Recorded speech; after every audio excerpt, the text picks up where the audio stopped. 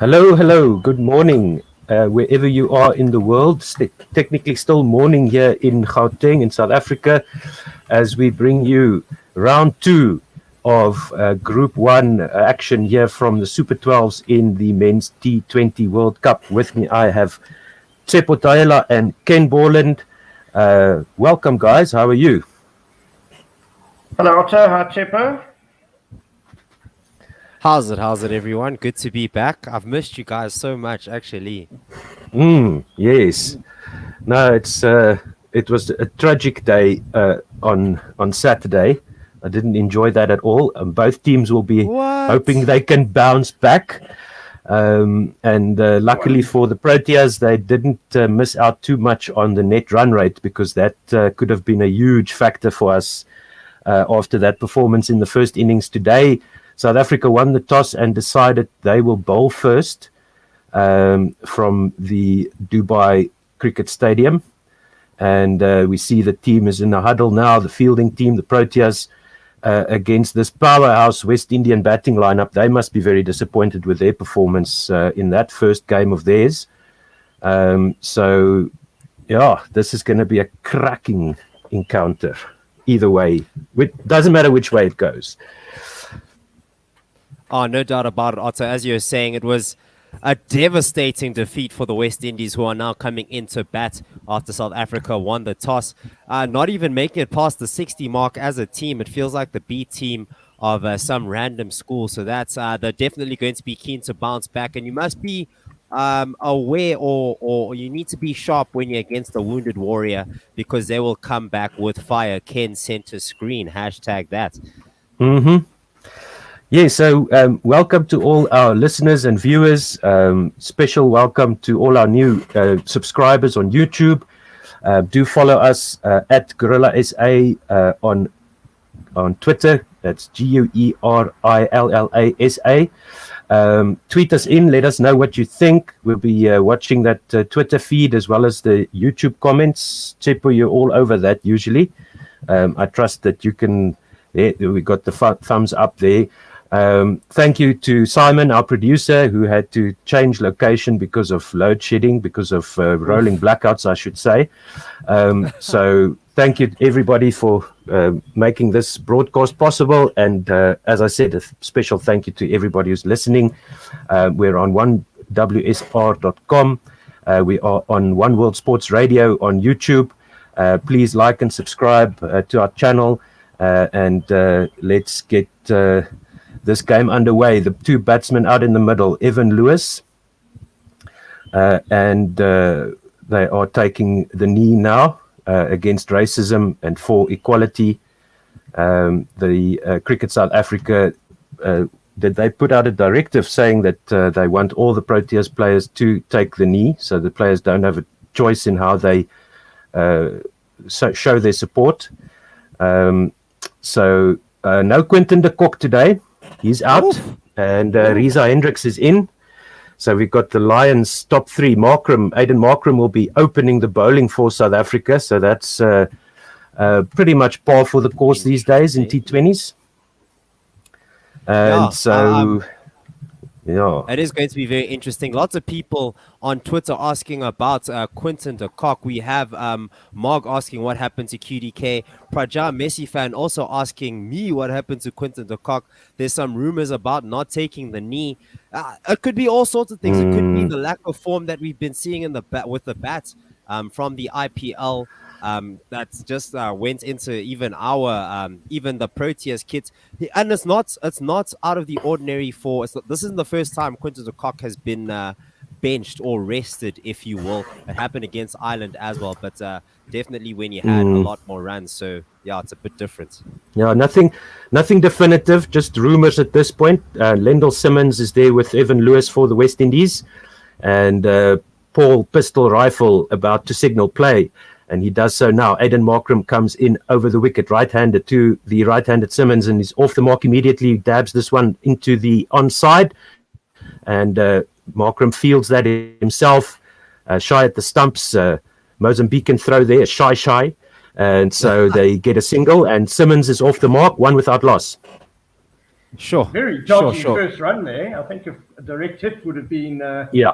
very interesting. Just on Quinton de Kock, the official word from CSA team management was that de Kock withdrew. The decision was his. He withdrew for personal reasons. That's the official word. Ooh. Yeah, so that could mean anything. That could mean anything. Come on, Otto. Could it mean anything? Could it mean anything? We've seen what's been happening on Twitter. We saw the directive for everybody to take the knee. We saw who didn't Do you take the think it knee could as be- well. Do you think it could be that? I mean, Surely that. personal I mean, reasons, that would be very disappointing if right? that is the case. But yeah, all these off-field things not helping all that much. They've got a long off out on the boundary as well as third man as Lewis is now facing Markram, the left-handed batsman, and this one is outside off stump spinning away from Lewis, and it's wide, signalled by umpire Rifle there. So 2 runs to the total now so far in this first over, with the second legal delivery coming up. Markram around the wicket, right-handed. This one is on off stump, and it's just deflected out to third man there is in the circle, so the man on the boundary will be fine leg, as well as long on for the left-hander. So just a correction there. Dot ball off Markram's second delivery with a slip in now. Bavuma in at slip. This one is on off stump and just defended off the back foot back down the pitch. No, it's a back foot drive Not bad. by Lewis there, and they go through for an easy single this time, no risk this time. Simmons back on strike, the right-hander, and Lewis is now also off mark. He's got 1 off 2, and Simmons 1 off that first delivery. 3 without loss. Yeah. Markram now over the wicket once again. Slip is out. No more slip for Markram. Comes into the right-hander. This one's on off stump, turning into the right-hander, and it's just defended off the back foot, fielded at backward point. No run. Well bowled, that. Very well bowled by Aiden Markram. Not conceding too many runs so far, just 3 off the 4 balls. Yeah, another dot ball. This one defended off the off stump by Simmons and fielded on the onside there for no run. So Heinrich Klaasen takes over the gloves from Quinton de Kock. 3 without loss, 1 ball to go in the first over. Markram comes into Simmons once again over the wicket, looped in the air, and it's driven to mid-off for another quick single, easy single there, no risk. 4 without loss after the first over. Decent starts. Ken, how do you feel about it? No, it's a good start. Pity they didn't get that run out with the first ball. But just on Quinton de Kock, I think it's important that we don't speculate without knowing too many facts, because Quinton has also expressed quite a few times his struggles with bubble life. So it could just be that. Of course, the timing is spectacularly unfortunate then, because it's inevitable that the people are going to draw conclusions. Yeah, no, I agree, Ken. Yeah. We have Pranjal Messi fan saying it's a World Cup. He averages 60, a strike rate of 147 against the West Indies. He's far better than Hendricks, and he's chosen to withdraw it. It does seem very, very mysterious. And the thing about this is that it's just going to raise eyebrows. I'm sure he's on Twitter. I'm sure he knows that the fans are going to be raising eyebrows. So it's hard to see. Rabada with a second slip into Simmons, who defends this one off stump into the onside, and there's no run. So Rabada bowling the second over here. I mean, that's as Ken said, the timing, the optics isn't that great, and the timing of it isn't that great. So it's hard. It's difficult to say, and hopefully, whatever it is, it's a valid reason that we can all get behind and support. But if it's not, then that'll be unfortunate. This one is down past the off stump through to the wicket. Simmons came dancing down the wicket to Kagiso Rabada, but missed it completely. Tried to smash that back past the bowler's head for a boundary, but nothing but fresh air there. Simmons on 2 off 6 now. 2 ball's gone. In the second over, the score is still 4 without loss. The men on the boundary, fine leg and third man. Rabada comes in over the wicket to Simmons. This one is defended. Cut shot under the eyes there to backward point. No run, straight to Markram at backward point. So pretty conventional one-day field, backed offside. So Rabada needs to stay outside off stump unless he gets the bouncer going for the man at fine leg to take a catch.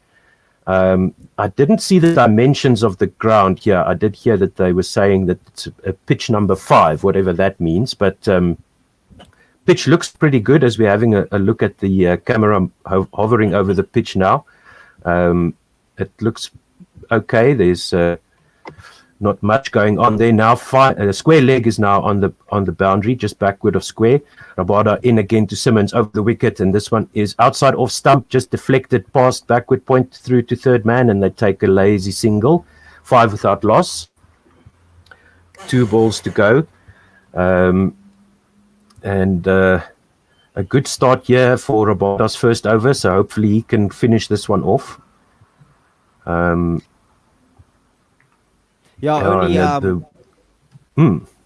Only 1 run off it so far. Pretty decent start. Doesn't look like the West Indies are too keen to get pedal to the metal here. Maybe that's in response to their last outing, maybe valuing their wickets a lot more now. They might be a bit gun shy after 55 all out. Yeah, Lewis now facing the left-hander, facing Rabada. This one is down leg stump. There's a bit of a deflection. Clausen almost gets to it.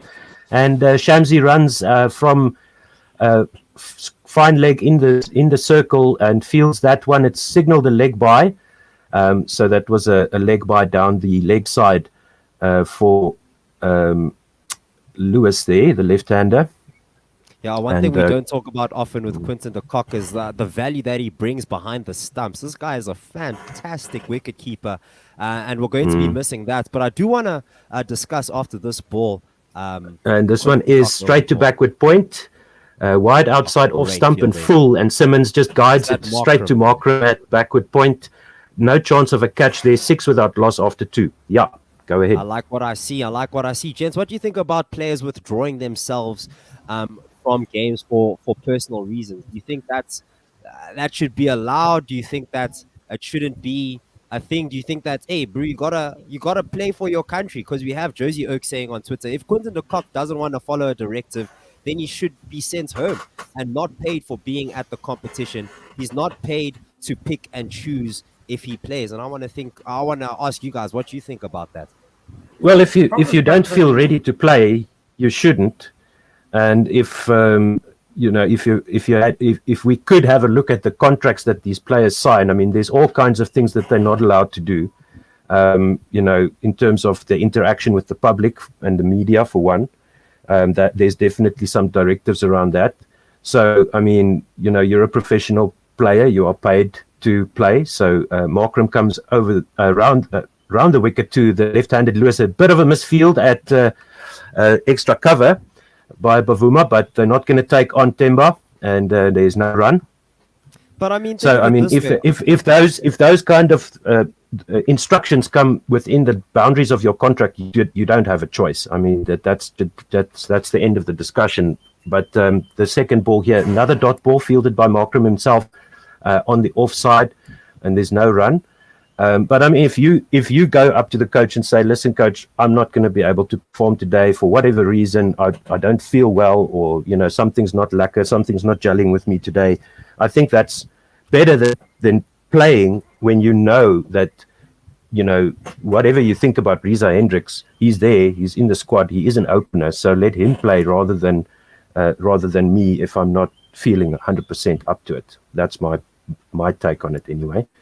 So my feed is frozen here a little bit. Let's see if I can just. That one was driven to Pretorius, just that backward point. Another dot. No, sorry, not driven. Swept to Pretorius at a backward square leg. No run there. But Otto, if you don't feel like going to work, do you say, sorry, boss, I don't want to work today? And then they say, no, it's fine. We understand. It's, like I said, Ken, you go. This has its genesis in the mental health issues that we've seen in top level sport a lot lately. where players are just pulling out. I mean, we've seen in tennis, we've seen in gymnastics. Cricket has been a little bit different, that guys generally pull out of a tour like well beforehand. But it's very difficult in this age where people are champion mental health issues. You know, how do we know Quinny's not really struggling with a bad mental health day? Yeah, that was a maiden over by Aidan Markram. So 3 overs gone, 6 without loss. Simmons on 3 off 9, Lewis on 1 off 9. Yeah, I mean, for me in my career, if I'm not feeling 100% up to it, I'd rather take the day off and come back the next day. Otherwise, I'm going to have to rewrite all my code anyway. So you know, it's you know, if you don't feel like you're up to being able to perform, then I think it's probably better for the team to let someone else have a go. Well, with that said, so change of bat for that is Lewis, who's at the non-strikers end. Simmons now facing Rabada. First delivery of his second over, full outside off stump and carved straight to backward point, no run.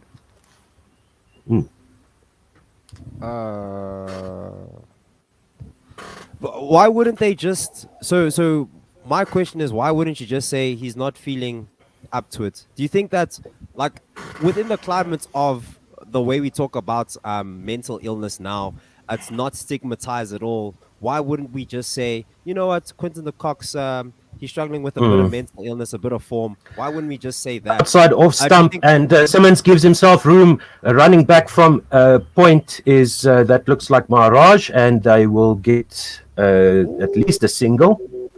But Simmons stepping away, dancing down the wicket, trying to give himself room, and just going over the inner ring of fielders there, and not enough on it to get to the boundary. It was a slow. Yeah, I mean, whatever reason they're going to give, you know, somebody's going to have something to say about it, especially people who commentate on cricket, you know. And look, So, here we are. yeah, We're literally yeah. here having these conversations because this is what, when you're at the top, these are the things that are going to happen. But just Lewis is struck on the pads, but that looks like it pitched outside leg. Rabada appeals. There's nothing doing there by umpire Alim Dar, and no run, 7 without loss. I think there is still some stigma attached. You know, this is high performance sport, top level of the game. You know, no top sportsman wants to admit to any sort of weakness which to be used against him by the opposition. So it's not as simple as just saying I don't feel like it today. Yeah, and look what happened to Naomi Osaka. I mean, she was properly grilled by everybody who had an opinion. And this time Lewis smacks this one wide outside off stump. It's going to roll over the backward point boundary for 4. First boundary for the West Indies, 11 without loss, and 1 ball to go in Rabada's second over. He's conceded 6 so far. So still a good start by Rabada, but Lewis and Simmons now starting to just get going with the attacking shots. This one was full and wide outside off stump, and Lewis had a proper swing at that. It went flying over backward point to the boundary. Very well played shots, a thick outside edge to get the first boundary of the game. Oh, So Rabada in again, right arm over the wicket to the left-handed Lewis, and this one is full outside off stump. It's a full toss, and it's punished by Lewis straight back past the bowler, just on the offside of the wickets at non-strikers end, and it's 6 runs, excuse me. So not so great now. Rabada's figures after a good first over, the second over going for 11 so far, and there is still 1 ball to go. So correction there, that previous one was the 4th delivery, the 5th delivery going just over the rope. At, KG missing. Mid-off, he's missing his length there. He tried to go for the Yorker. Rabada in again to the left-hander. This one is on the middle stump and just worked off his pads into mid-wicket. Temba Bavuma with the throw at the stumps, but Lewis is safely in there. 4 overs gone, 18 without loss. Now the West Indies are starting to look like the team that everybody in world cricket fears. They bat all the way to Dwayne Bravo at number 8. Otto, they just hit 2 boundaries and you're already shivering in your boots. It was just 2 boundaries. Man, I'm so flippin' nervous about this game. I cannot even begin to explain how nervous I am about this game today. 12 runs off Rabada's second over. It's do or die for both these teams. I mean, if you lose today, it's going to be very, very difficult, and sort of out of your hands whether you make it through to the semi-finals or not.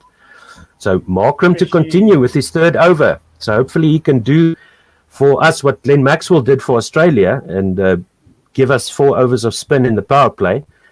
But I don't think this is such a good idea. With these two having their eyes in, let's see. Let's hope for Markram's sake that he gets this done. He goes around the wicket to the left-handed Lewis, and it's on middle stump and swept. It's high up into the air to the square leg boundary, and there is a man there. Rassie van der Dussen just can't get to it, but it comes to the ground about 20 meters short of the boundary.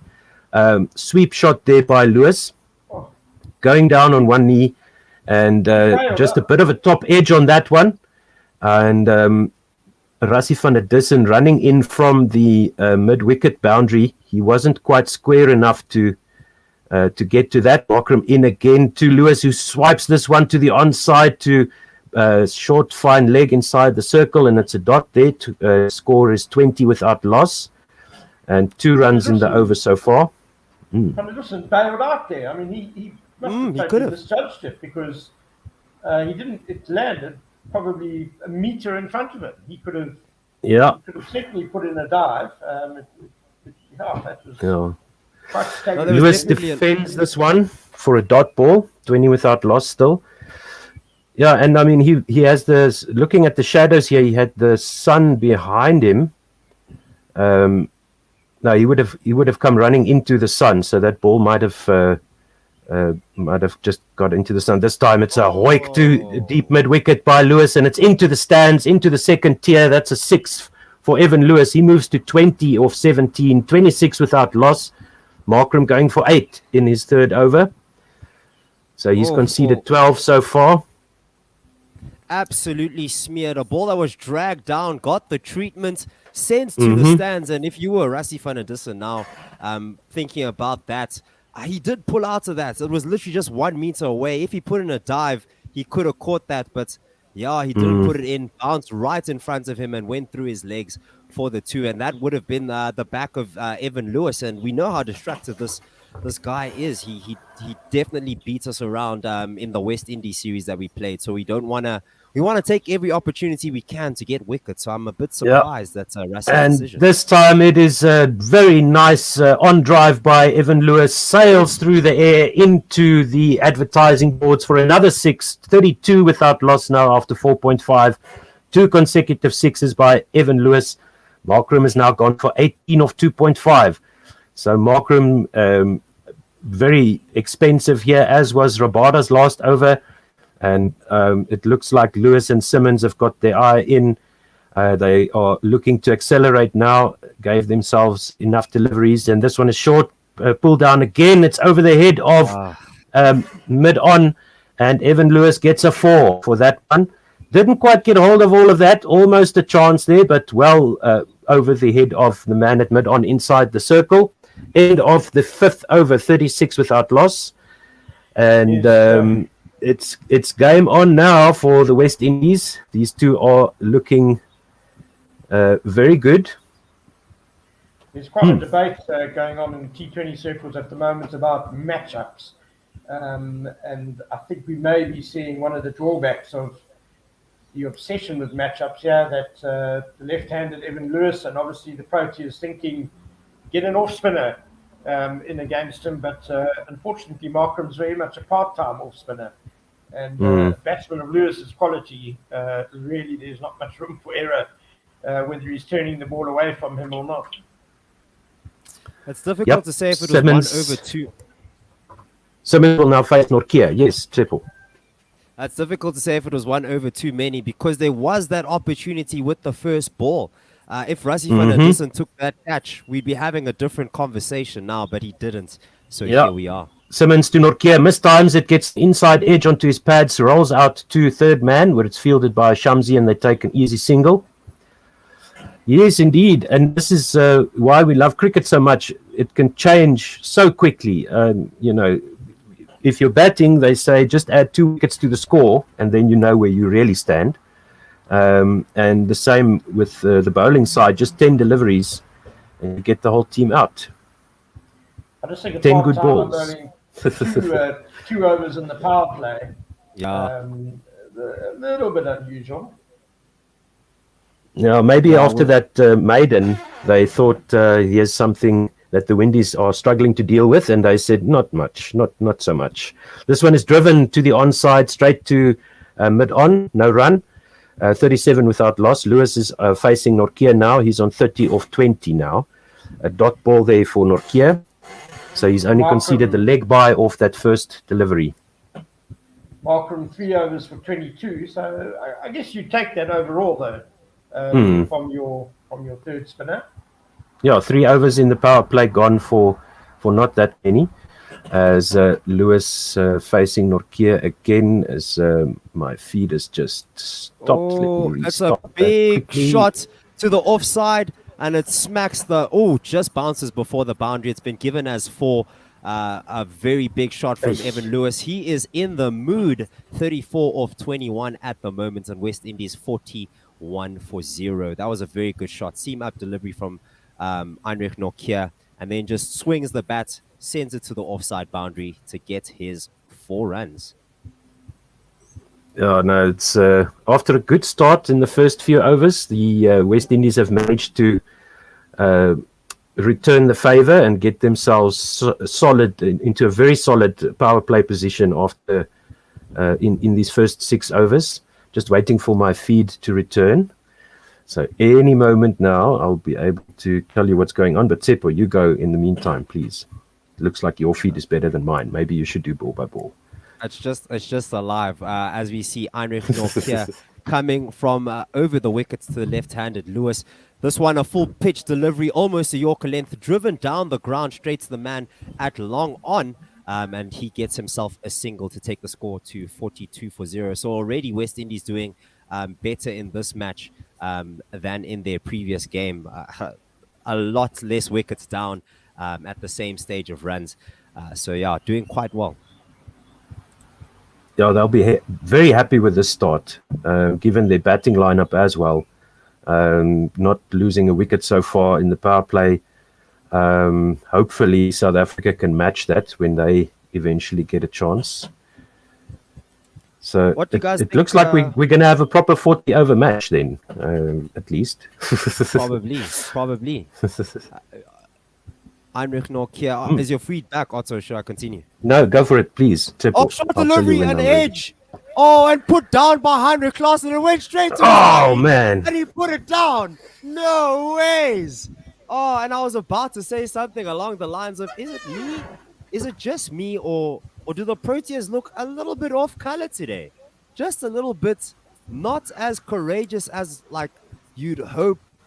Oh my word, this one was going straight to Heinrich Klaas. It looks like he tried to duck out of the way and tried to catch it on the side, hits his fingers, and it's put down. Oh my word, this is terrible. A short delivery played straight to a pointer, shy at the stumps. There's a man backing it up, and to end the 6th over, there's a single, and the West Indies sitting at 43 for 0. It's going to be a long day, gents. It's going to be a long day. Carson just seemed to lose sight of that. Does look that way. That ball. He was almost I don't know what. The way of it because he couldn't see it. I think it's fair to say it's been an unfocused start by the Proteas. Almost as if something happened during the preparation that might have just changed them by surprise and threw them out a bit. That's as if he didn't expect to keep. And here he is keeping. But we have Keshav Maharaj coming into the attack now. Guys. Wow. And our producer has confirmed. Our producer here says, so it seems that it is confirmed that QDK didn't take the field because of the take the knee issue. Behind the scenes drama. Jeez, man. Why can't we just go to a World Cup like a normal cricket team? You can say that again.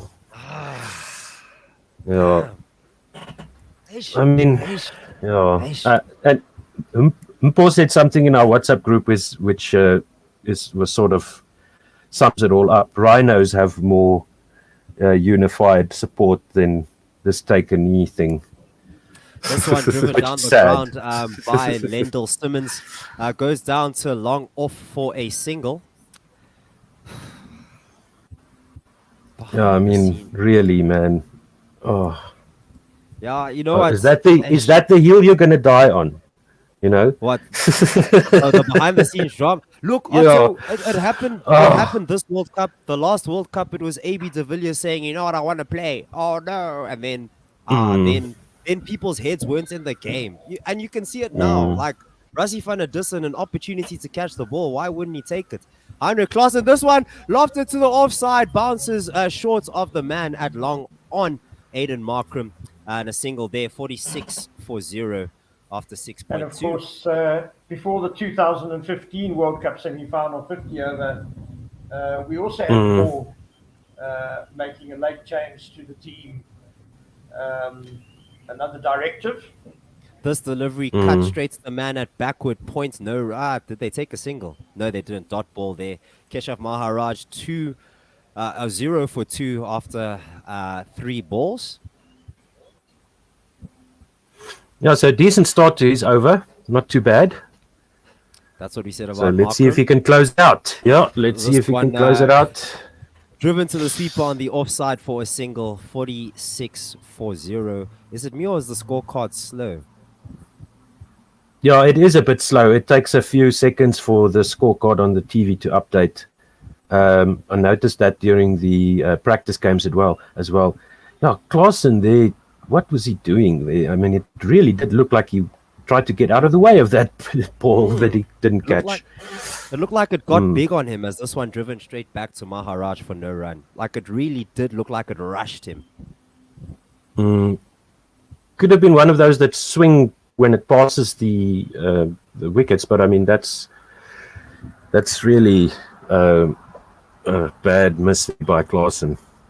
That is a Last ball terrible of the miss. over, a big swing, no ding, absolutely missed that delivery. A dot ball to end the over, 46-0 after 7. And as South Africans were probably wondering, hey, when are these wickets going to fall? Because we saw what Pakistan did. Oh, it was a top edge, straight to the helmet and then straight to the ground. Well bowled there from Keshav to end the over. Yeah, we need some wickets, Oaks. We need the wickets. Yes, indeed, and it doesn't look like we're going to be getting them with this type of performance so far. Nothing really. I mean, we had that one easy chance by Nortje, very much more difficult chance, I think, from Rassie van der Dussen, but not up to standard so far. Yeah, just hoping that the Proteas can just find some focus, because once you're in T20s and once you're like in international sports in general, it's the fine margins that actually make a difference. As Heinrich Nortje is coming in over the wicket to the right-handed Simmons, this one played to the leg side, no run there. Don't forget to tweet us at Gorilla SA. We'll be reading your tweets. If you want to be heard, if you just want me to say whatever you want to say, hoy it onto at Gorilla SA. Even YouTube comments, we'll be checking those out. Sorry, I haven't been following those recently, but in the 22 years I've been living in the UK, I've had one power failure, and that's from Balls of Us. Balls of Us. Balls of Us. Yes, there we go. Ooh, full and straight by Yorker Nortje. delivery. Ooh, that was delicious. Oh, Otto, you're good for ball by ball. Looks like I'm not so sure yet. I think you should stay on ball by ball for now, Tsepo, because this one just was a nice toe crusher by Nortje. It was going down leg, so no LBW chance there, but Nortje seems to be fired up. He's only conceded 6 so far. He's in his second over, start of the 8th, 46 without loss. 6.27 is the run rate achieved. And Lendl Simmons is really struggling though. He's got 7 of 20 balls. Even Lewis is going. Lendl Simmons is a bit of a problem at the other end. You're actually right. And this one also a dot ball that he misses. goes straight to Heinrich Klaassen for no run. That is quite slow. So Lendl Simmons, the only one picking up the strike rate here. So that's probably the big wicket for the boys in green today, or at least for the first wicket. Yeah, let's not take Simmons' wicket yet. We need Evan Lewis out. Simmons can stay in if he's going to bat like this. Heinrich Nokia coming from over the wicket, thick outside edge, goes straight to the man at point. They take a quick single. And it looks like, I thought the score hadn't changed from 46 for 0, but that was the score. It's 47 for 0 now. Yeah, so 43 runs without a wicket in the power play. That's definitely advantaged West Indies so far. And hopefully South Africa can match this the scoring rate in this batting performance. They're just going over a run a ball, but at this stage of the innings with no wickets down and given the quality they have up to number 8, Dwayne Bravo batting at number 8. They'll be very happy with this so far. Score predictor says 174, and that's a very defendable score, I would say. What Looks scores like have we had on this? Yeah, go for it. So it looks like we have 2 men in the deep on the leg side, and a very well bowled delivery just wide of that off stump, totally missed by Evan Lewis, and that is the 4th dot ball of this over. Yep, only one so far. So very good bowling here by Nortje, hitting his marks, bowling to his field. Beautiful. Even Evan Lewis is struggling to get hold of that, but he's definitely keeping it away from Evan Lewis's body here. He's not giving him anything to work with. Heinrich Nortje's economy. Oh, top edge. Oh, it looks like it hit the bats or the pad. Looks like it came off the pad in the air for a while. Heinrich Klaassen was nowhere near it. Neither was the bowler. It's a dot ball, though. Only one off the over. 47 for 0.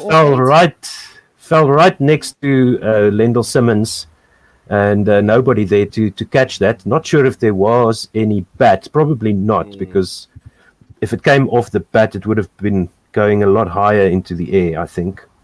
But not looking comfortable is Lendl Simmons. Indeed. Or was that was Lewis, wasn't it? No, that was Lewis. That was the left-hander. That was left-hander, yeah. Oh, sorry. So that was Lewis. Tried to play the pull shot, and it just bounced up into the air, landed next to him on the onside. Maharaj continues now. Coming from around the wicket, the left-hander. Down the pitch comes Simmons, but just blocks it straight back to Maharaj for no run. 47 without loss, 8.1 overs gone. Ooh. An interesting tweet from Chris TB. Chris, we miss you on the stream as Maharaj bowls this one off the back foot. Simmons plays the straight to the man at cover for 1 run, 48 for 0. Chris asks, at what point is this a match-losing innings from Simmons? Ken, what do you think?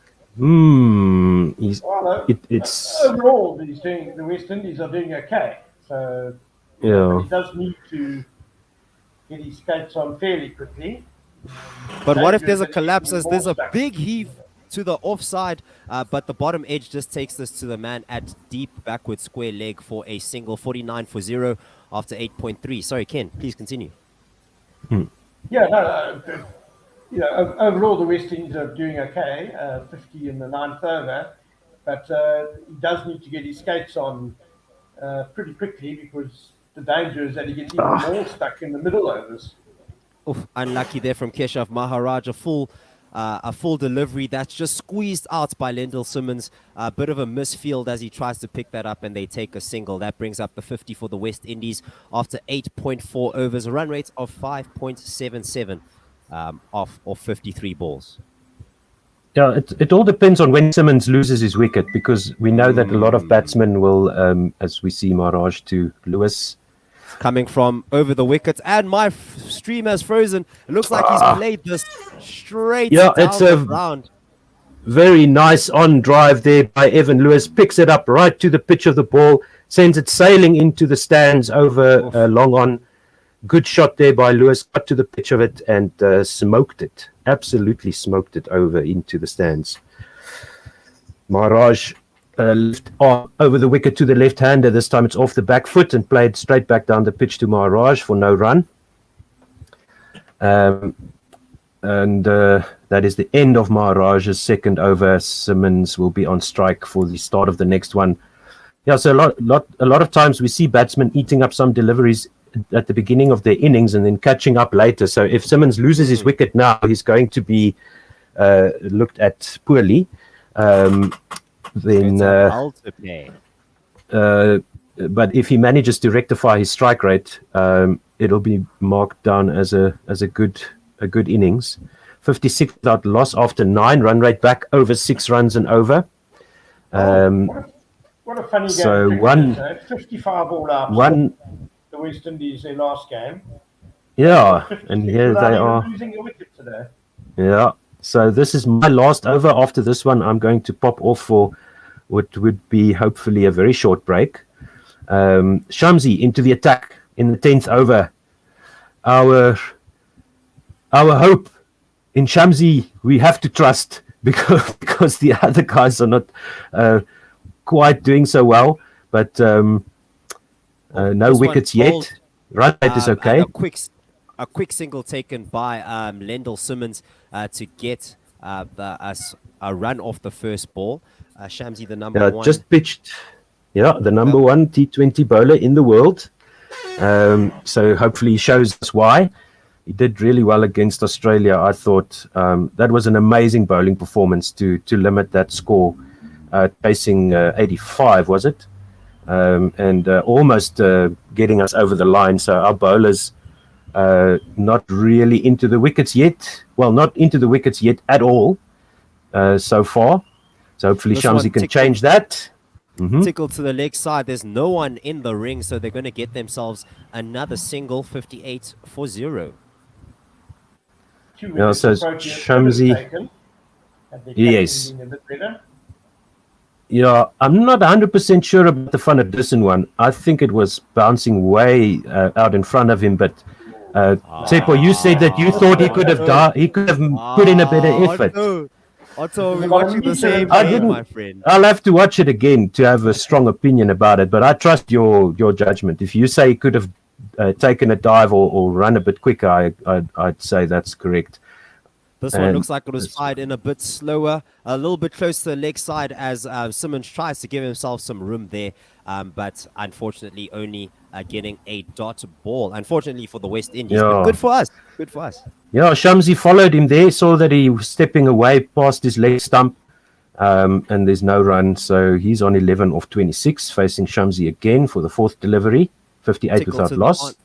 Tickle to the onside. The sweeper will pick it up, and they get themselves a single. Yeah, so they're definitely very careful against Tabrez Shamsi here. The two opening batters, they've calmed down significantly. And so Shamsi at least doing a good job of holding down the scoring rate, which is 6.1 at the moment, 59 without loss. Flighted in Lewis and flighted over the boundary, 6 runs. Yo, Otto, you should have been touching wood as you were talking there, because this one was blocked to the leg side. Absolutely smeared. Shoo. Yeah, that's a good shot. Picked that up outside off stump and sent it flying over the mid-wicket boundary on the leg side. Good shot. Good sweep shot. Good slog sweep. Got to the pitch of it. Yo. Does that bring up the... Yeah, even this is 50. Yeah. Yeah. And 65 is the total score. So he's definitely doing his team a huge favor here, doing the job as an opener and punishing that wasn't even a loose delivery, like a bad delivery. I couldn't say, maybe too full, given the outcome. This one, a late cut played straight to backward point for no run. That ends Shamsi's first over, which went for 9, and the West Indies now sitting on 65 for 0. We have a tweet. We have a tweet from Jeff Perkins replying to Mog, who asked about where Quinton de Kock is, and Jeff says, "Must have a sore knee."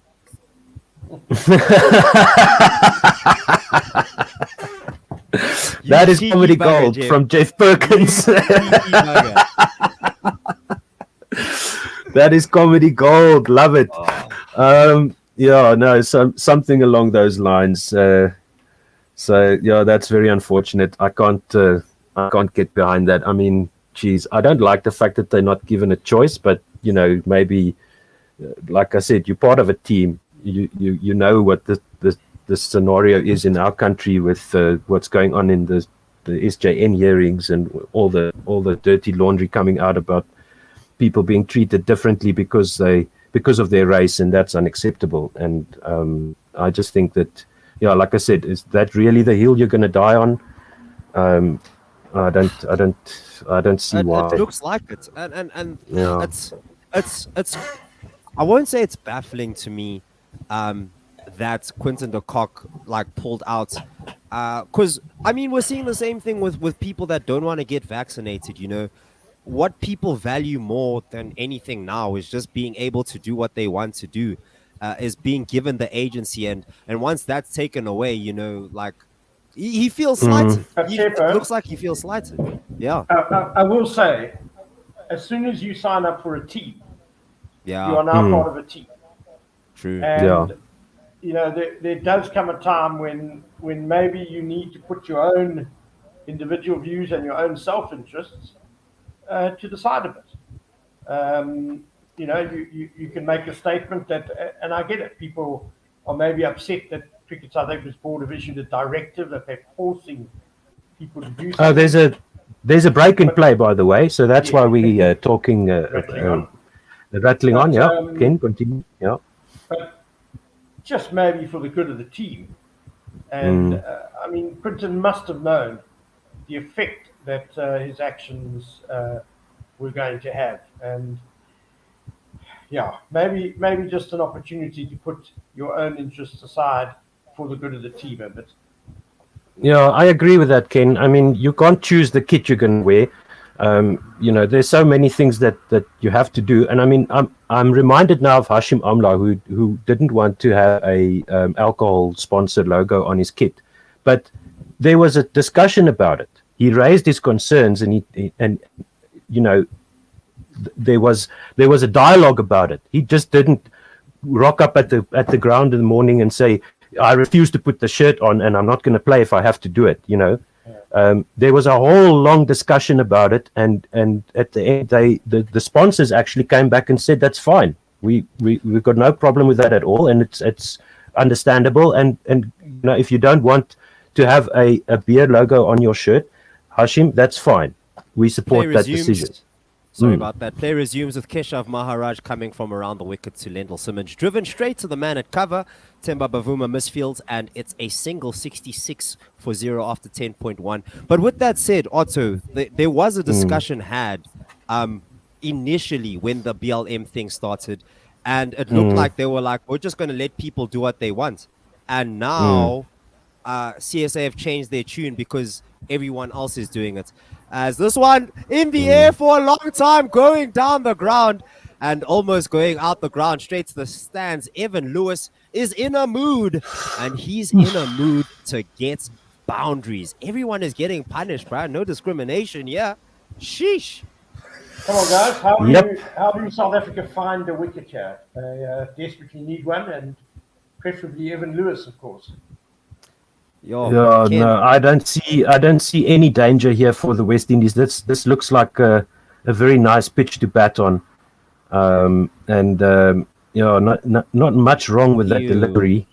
Oh, but then the next one is trash. A wide delivery too far down the offside. Klaasen has to take a big lunge to his left to pick it up. 73 for 0. Yeah, so I think I'm going to next ball dragged down just a little bit. Hit to the man on the boundary, and KG Rabada gets the wicket. Lendl Simmons. Evan Lewis is on his way to the stands. You love to see it. There's a bit of relief here. South Africans unclenched just a little bit as Evan Lewis walks to the stand. 56 off 35. Bowled Keshav Maharaj. Caught KG Rabada. West Indies 73 for 1. Yes. Not the greatest ball, to be honest. It was pretty short. And I fancy it just skidded through a bit though from Maharaj, and Evan Lewis just not able to clear the man at deep square leg. Yeah, I think that's what it was. Just rushed him a little bit. Got into the shot a little bit too late, so probably got a bit high on the bat and wasn't able to clear the boundary. Just able to pick up the man on the boundary. But hey, damage done. A strike rate of 160. 56 off 35, and now Nicholas Puran, the new man at the crease, can take over the mantle. At least we got the right wicket. Is what I'm saying. Yes. So far, it looks like Evan Lewis was the more dangerous. We don't know what Simmons might do for the rest of the innings. As my feed goes away again, maybe that's a sign that I should actually just give up, go to my meeting, and try again in after that. Yeah. Pranjal Messi fan says that Simmons is keeping us in the game. Nicholas Puran, first ball down the pitch, trying to clear the onside boundary, but only clears the infield. Bounce a few times before the man on the boundary picks it up. They get a single, do the West Indies. That was extraordinary. First ball Nicholas Puran faces, and he charging down the pitch and hoiking. His intent is certainly clear. Yeah, it was just a single as Lendl Simmons plays this back to Keshav Maharaj for a dot. Yeah, maybe that's a good call from a West Indian point of view. You've still got 9 wickets in hand. Send somebody in there and just tell them to put foot to the gas. This one, you're in a strong enough position to do that. Yeah. Or an open bat delivery, rather, played to the man at short third man. That ends the over, the 11th over. West Indies 74 for 1. Keshav Maharaj striking in that over to get us the wicket. We have 2 tweets here. Pranjal Messi fan says that Simmons is keeping SA in the game. And Chris TB says that was definitely the wicket to get. Getting Simmons out probably would have been a negative. And then we also have Dr. Dan Diaper. Diaper? Diaper. I say Diaper, but you could say Diaper if you want to, probably. Yeah. Dr. Dan Diaper, a sketch of Lendl Simmons hitting a 6, an impression of Lendl Simmons hitting another 6, South Africa versus West Indies at the Dubai International Thanks Stadium. for that, Dr. Dan. Keep it coming. Okay, guys, take wickets. See you later. We'll do our best as this one reverse swept. Shamsi coming back into the attack, and Nicholas Puran finding the gap on the offside to get a boundary off the number 1 T20 bowler's first ball of his second over. 78 for 1. It's a wonderful shot by Puran. He's just come to the crease and he's down the pitch, and his second ball he's reverse sweeping, and very well played too. Indeed, very well timed, and just ran down the ground. The sweep on the offside didn't stand a chance as Shamsi comes in for his second ball. A little bit of flight and driven through the covers. The man at cover didn't stand a chance, and that's another boundary for the West Indies. No, he's not the captain. Sorry, for Nicholas Puran. Wow, Puran. I mean, we know he's quite a stroke player, but he's just come out here and dazzled. That's another gorgeous stroke by the left-hander. Shoo. Beating the man at cover, didn't stand a chance, and just piercing that gap on the offside. So it looks like Lendl Simmons is going to be the man that stays in, tries to stay in until the end of the innings, while the other end is where the runs are coming. But 13 off 30, sheesh, that's what are you doing at the crease, my man? Tabrez Shamsi, once again, this one played late, straight to the man at deep point for a single. So the man we want on strike is there now, Lendl Simmons, after they take the single.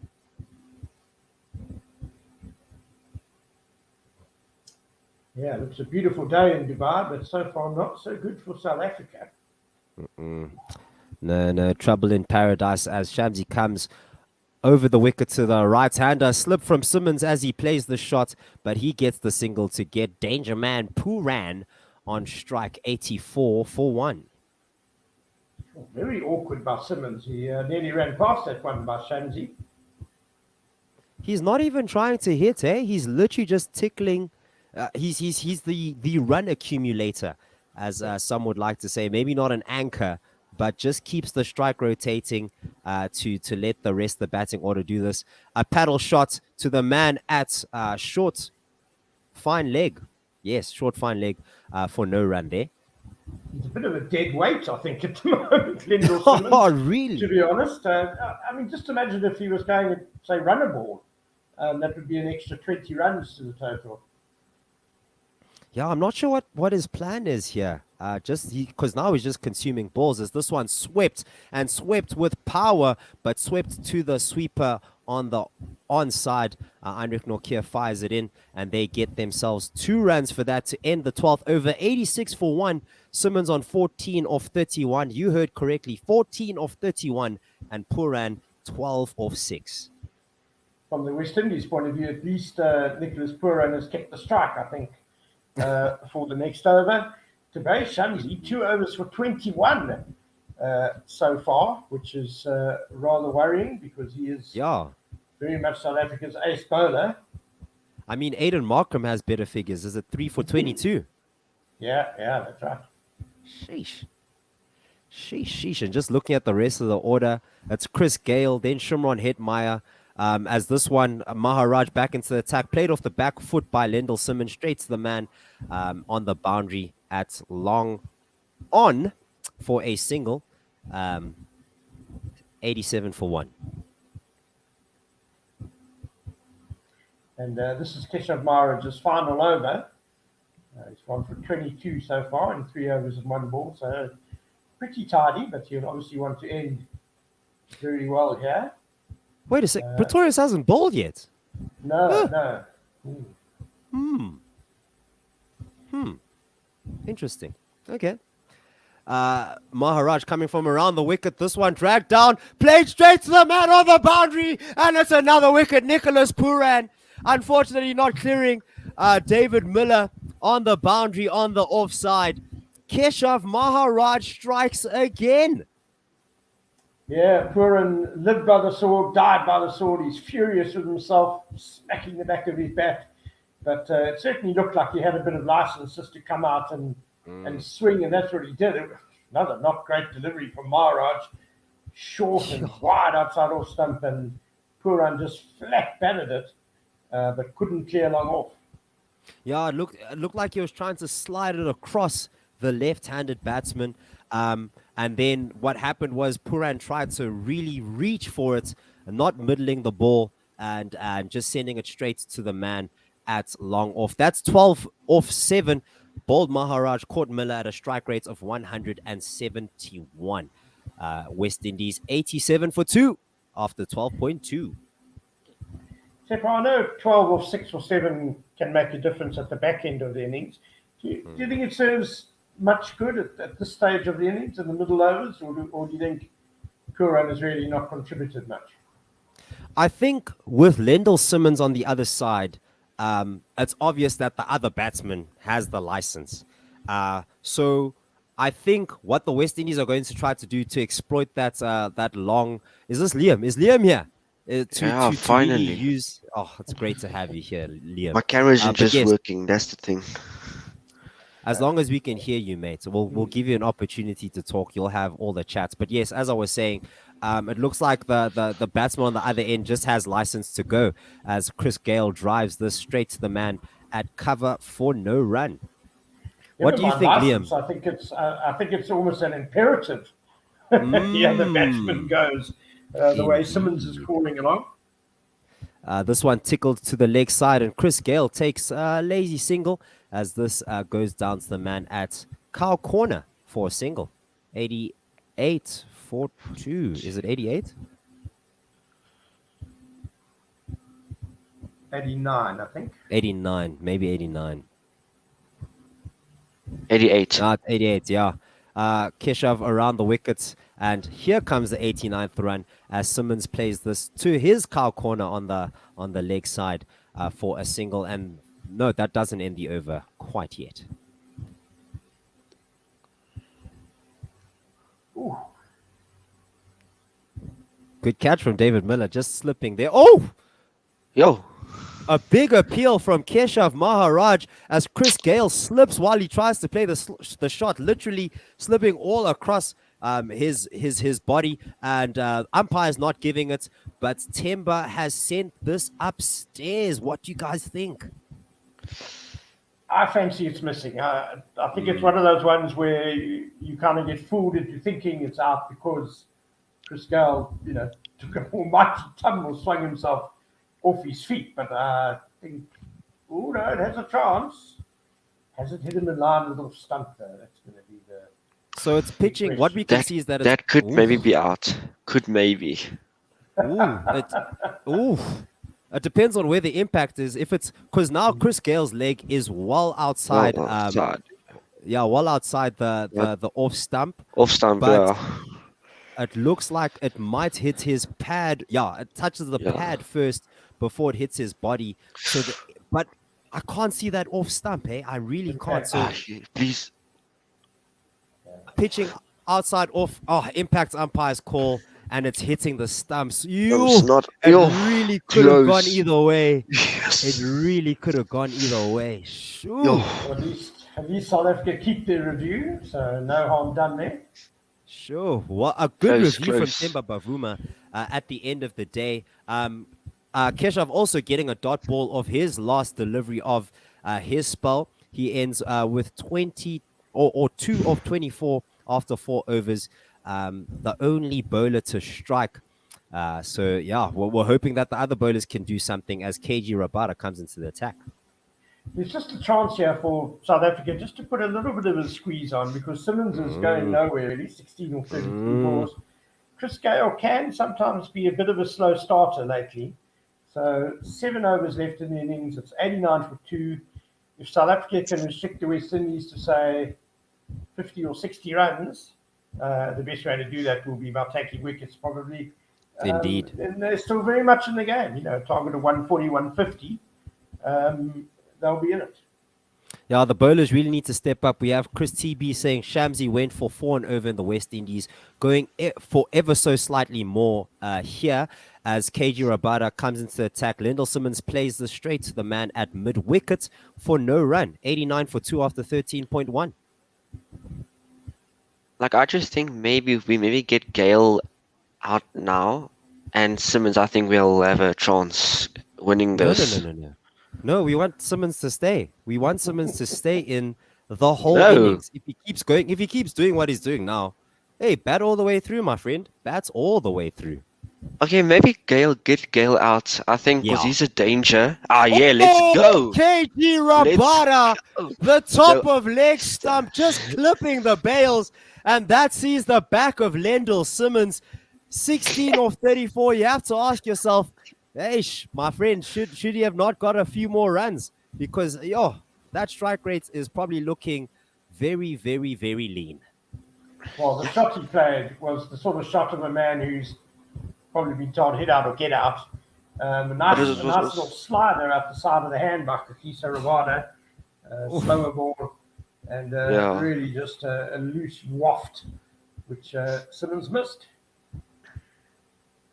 What a delivery that. It looked like a short delivery that's that strike rate of 45.7. That is, dude. Oh, no. That is bad. And only 16 runs. I told you going to get Simmons out. Yeah, you know what? You're right. Tell us who's out next. Liam, tell us, please. Liam the crystal ball. I'd say maybe Gale next or Pollard. One of those two.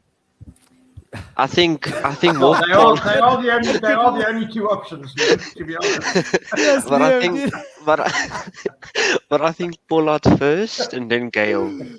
Oh, yes, doing a good job of telling us who's coming in instead of who's going out, Liam. As you heard, Kieran Pollard comes in at number 5. I was expecting Hetmeyer. That's what the batting order said. So, yes, Kieran Pollard comes in, the West Indies captain. He could really do some damage at the back end and does have a few overs to do it.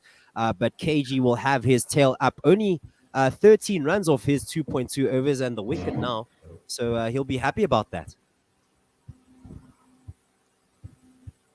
Puran very much out of his crease. A very full pitch delivery. Played off the pad straight to the sweeper as Hendricks hoists this into the bowler's end. And it's a safe run. Chris Gale looked too casual, but it looked like it was okay. 2 runs there. West Indies 91 for 3. I fancy we're not going to see Lendl Simmons in the West Indies next game. Oh no. They do, of course, have Unger Fletcher, Ooh. who's back at the top of the order as well. So perhaps getting their selection a bit wrong today. KG Rabada firing this one in a bit short, but stayed low. And top of the off-stump line, played to the offside, 1 run, 92 for 3. I saw the wicket of Simmons actually nicked it onto his own wickets. Oh, so it was a bottom edge. Yeah. It must have been a very small one because I still can't see it. Hey, shoo.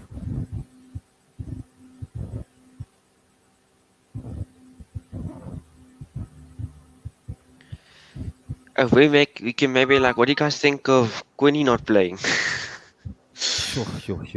I think, yo, let me tell you at the end of the over. As KG comes over the wicket to the left-handed Gale, plays this straight to the man at backward point who dives, but misfields, so they get the single, 93 for 3. We have a YouTube comment from Frenzy09 saying, oh no, Simmons is out. Bad news for South Africa. If you didn't have that second ad-lib, we wouldn't have known who you're supporting, because Simmons out is bad news for both teams, actually.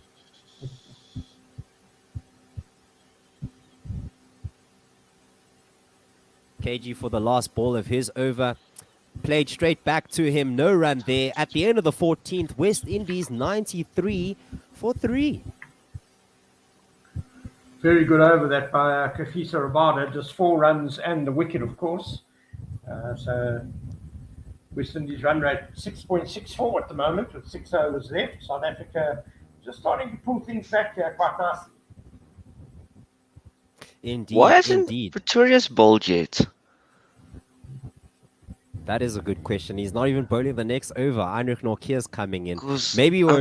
Wow, actually, that's a good question. So Aiden Markram must have taken Pretorius's overs.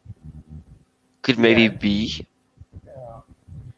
I think the pitch might be a bit hard, and Pretorius is normally most effective when there's a bit of grip for his slower balls and his cutters and that sort of thing. Just seeing how the batsmen have been slipping a bit on the pitch, it might be a bit hard. And so better for the pace bowlers, the really quick bowlers, to come in and really smash it hard into the surface. We just have the innings timer here saying that we're 1 over in front, which is actually very well done from Temba Bavuma as captain. Heinrich Nortje coming from over the wicket to the left-handed Gale. This one played 2 point for no run. Good slower ball by Nortje, just 123 kilometers per hour. Indeed, I'm loving this variation. Difficult to get away these slower balls on the slower pitches. But what do you guys think of the pitch? Do you think it's slow, like the pitch that we played on in our first game against Australia? It didn't offer that much turn, but it was a bit slow, difficult to get the ball to the boundary, as this one played just to the leg side, and the bowler has to fetch this because there's no one in the ring. A single there for the West Indies. I think it's a lot flatter and truer than that surface for the Australia game. All the batsmen really struggled in that game, and this pitch looks a lot better for batting. Not as much assistance for the bowlers in it, and not that much turn either. So, I think 160 upwards is probably about par here. Yeah, I just think the pitch is quite flat, so it's even, and it's not much for the bowlers or spinners, or getting a bit much swing and that kind of stuff. Yeah, we're gonna see some slower deliveries from time to time. This one, no, this one wasn't one of them. Short delivery, just played straight back to the bowler, no run there. But I must say the ball's coming up nice for the bat, actually. It's a nice pitch wicket to play on, actually, for batting wise. Yeah, that delivery could have sailed to the boundary, but I think it just rushed Gale. Just got to him quicker than he expected. I said Gale, sorry, Kieran Pollard. Pollard.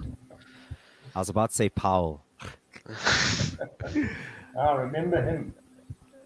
This one played to the offside. The man at point picks this up. Another dot ball for Heinrich Nokia. This man has bowled almost 3 overs and has only conceded 8 runs. What do you mean?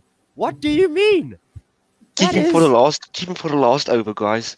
Shoo. Last over.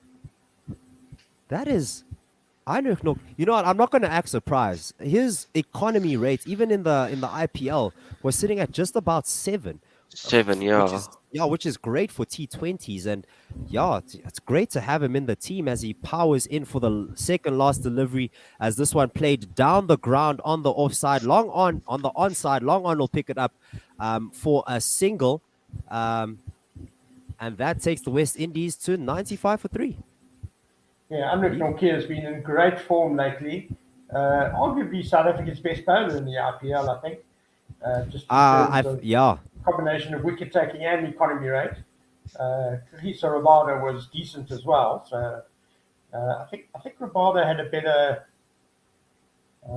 strike playoff rate that wasn't as economical as Nokia.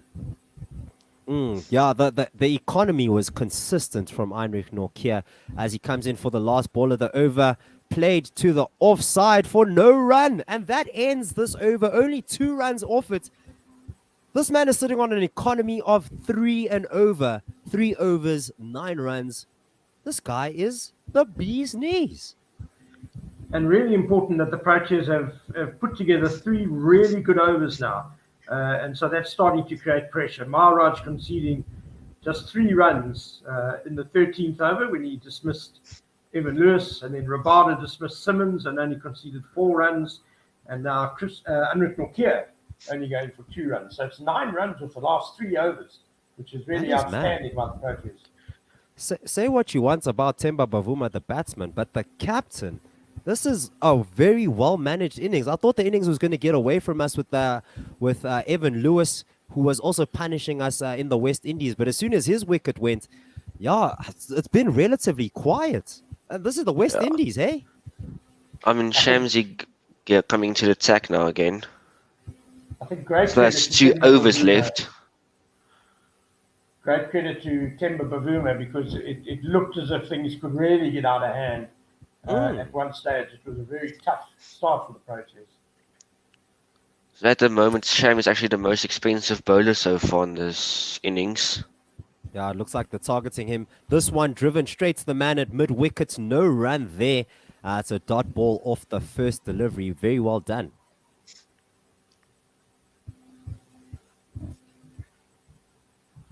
And we're just seeing the score predictor. At the start of the innings, they predicted 167, but now sitting at 152. Shamsi once again, a bit of flight. This one in the air, swept to the leg side and swept way over the boundary. Sure, they're targeting the number 1 T20 bowler here. It looks like no one else. But that was a shot and a half, eh? Shoo! Yeah, I think given what's happening to Shamsi, Dwayne Pretorius is going to have to bowl a couple of overs. Rabada and Nokia have 1 left each. So that's 2 overs. So there's another 3 overs that the Proteas have to make up. Shamsi will finish this one. And we might not see him again, which leaves Pretorius with a couple to bowl. That would be very surprising. Shamsi needs to get a wicket here to come back. He hasn't been. He's been looking a bit off color as that shot brings up the 100. West Indies 101 for 3 after 15.2.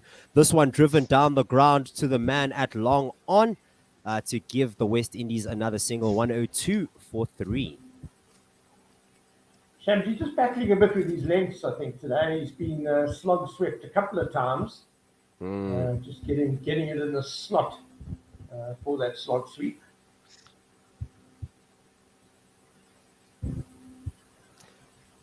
Shamsi coming in once again. Chris Gale sends this to the stands. Shoo on the leg side, bro. No one's going to catch that. That hung in the air for a long time. And another 6 off the over to Bray Shamsi. Wagwan, man. Wagwan.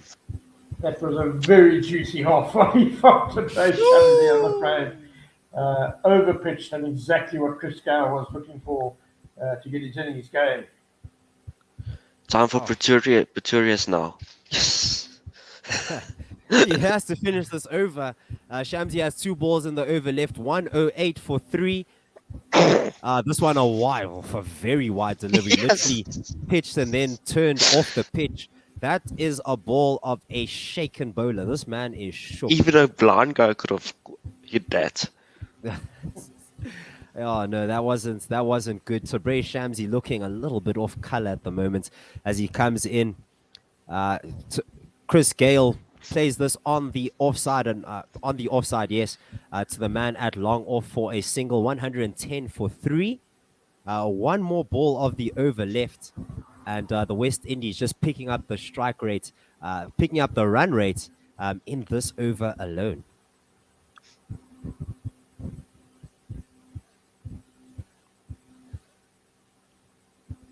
Last ball of the over, tickled to the leg side. The man at a deep square leg will pick it up, and it'll just be a single. That leaves the West Indies on a Nelson for 3 after 16 overs. Let me just quickly get a tweet in here. Simon Gear retweets a tweet from Kartnik Krishnaswamy. Yes. The tweet says, imagine being so opposed to anti-racism gesture that you'd risk your future in international cricket. Obviously talking about Quinton de Kock here and his decision to be omitted from the team that plays today because of the unified stance against racism. Gents, how does that make you feel? I mean, like, do you think that he's compromising his international career here? Do you think it's that serious? I think it could be, yes. You know, especially since it's also really dropping the team. Everyone else in the team has, whether they're unhappy at being directed to do it or not, has followed the directive and taken the knee. And, you know, Quinny on the morning of the game, or we don't know how soon, you know, how short a time it was before the game that he pulled out. But there's no doubt that he's certainly rattled the team. KG Rabada with a wide Yorker, very well bowled delivery for a dot ball. I would just maybe say, like, don't like tell them just to do it. I mean, give them a choice. I mean, if they don't want to do it, they don't want to do it. The problem, Liam, is that... Oh, it was a no ball. Oh, my word. Oh, You're joking. Oh, it's a free hit. Oh, KG. Oh. Yes. Oh, it's a Quite big no far ball, over. that as well. Oh, big shot played to the onside, pierces the gap between mid-wicket and the man at deep square leg. So, yeah, there's a boundary. Unlucky there. 116. No, not unlucky. That was terrible. 116 for 3. Just to pick up on Liam's point, the problem is with letting people decide for themselves is we end up with what we've had the last few games, where it just looks extremely awkward having some Proteas kneeling, some standing, some with fists raised, some not. I mean, every other team in the world is putting a unified response. They're kneeling. South Africa, all countries, you know, does not have a unified response. And it's a bit like when teams protest against gender violence. You know, everyone does it. You don't then see one or two players saying, I'm not so keen. A wide full toss from KG Rabada. Oh, luckily, Kieran Pollard just hoips this to the man at a deep square leg for only a single. That could have been played to the offside for 6. It should have been played to the offside for 6. That was a shocker, missing his length there. Just Tabraiz Shamsi, 3 overs for 37 today, which is the most expensive bowling he's had in, well, it goes all the way back to against Pakistan at Centurion in April this year when he bowled 3 overs for 39. So that's shocking. Yeah, and the problem with Quinton de Kock deciding to leave as KG Rabada pitches this one in very short. Chris Gale tries to drag this down to the ground, and it's played to the onside for a single. Yeah, and the problem is that it just it pushes, like the vibe of the team is just off, you know. And what bothers me is that CSA said one thing and then they changed their minds. You see, so we should have stuck by our guns. You know, if we went with that, do whatever you want, that would have been a thing. But then because Twitter's like, guys, it looks weird, then we're like, okay, maybe we should change. And then now players are feeling weird. So it feels like something that should have been sorted out before. We should have just stuck to our guns. But hey, here we are. KG Rabada coming in. A short delivery as this tickled to the leg side for a single. 100%, Teppo. As usual, Cricket South Africa's board, the timing is actually the issue here. As you say, they've had lots of time to sort this out. Personally, I believe that there should be a unified response, but you can't then send out a directive on the morning of a game, that suddenly dictates to players what they must do when they've got a lot else on their mind. Yeah, KG. That's such a wide ball. It's probably bowled on the other pitch. 100 Klassen diving to his left to pick that up. You know what? It wouldn't have been a bad over if it weren't for these extras. Yeah. But I just think, what do you guys think about the catch that Klassen dropped earlier in the game?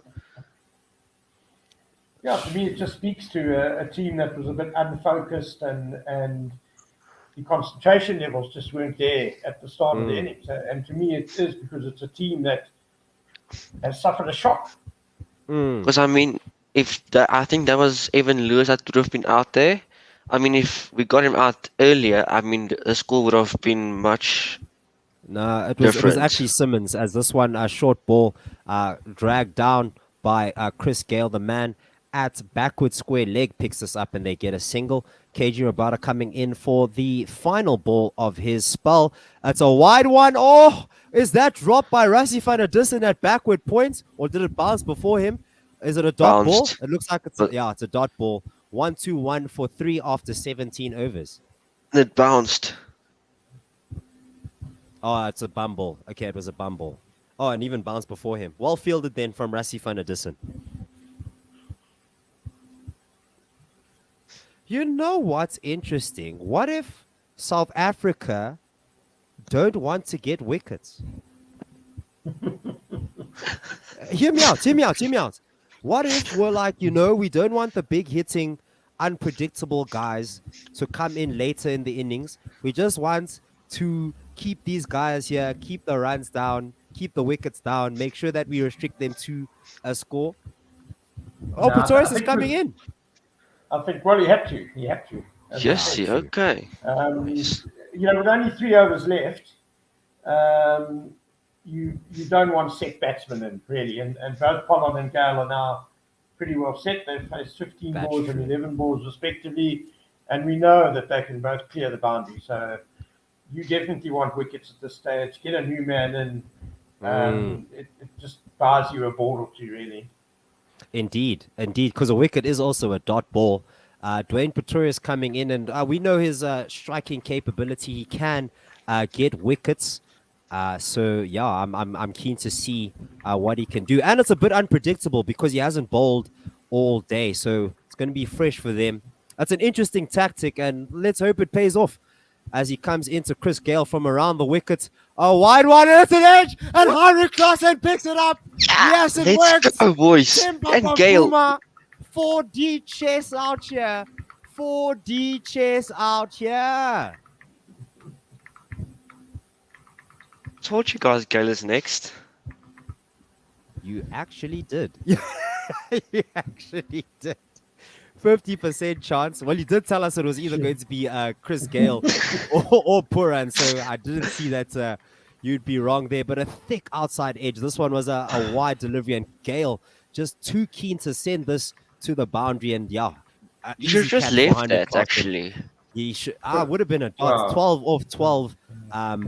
Chris Gale goes, a strike rate of 100. Bowled Pretorius, caught Klaasen. West Indies 1-2-4, 1-2-1 for 4 after 17.1.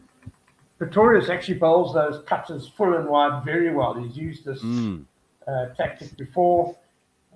He obviously gives himself lots of protection on the offside boundary, and it just kind of controls where the batsman can hit the ball.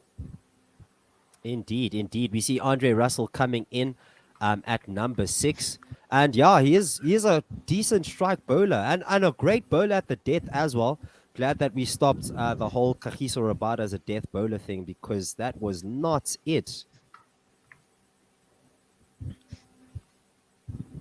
Well, it's interesting that Rabada was still used at the death in the IPL a bit. In fact, the IPL was even more interesting in that by the end of the competition, his team weren't really using him up front at all. They were using all 4 of his overs in the second half. Sure, what a shot from Andre Russell. First ball, smash straight over the bowler's head. The man coming in at mid-on tried to catch it, but it was over his head as well and went straight to the boundary. This is going to be a spectacular end to this innings. He almost caught that. Really.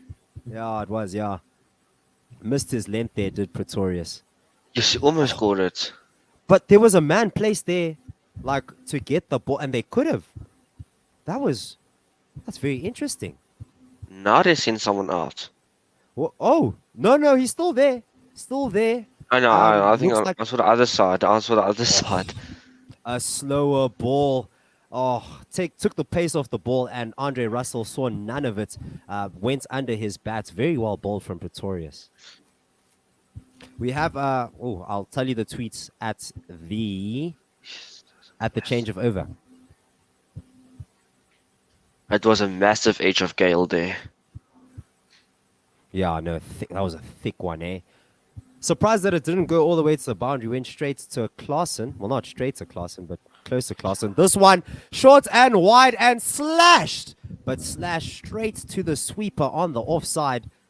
That's actually some good captaining. Well bowled there, DP. Good field placement actually for Pretorius.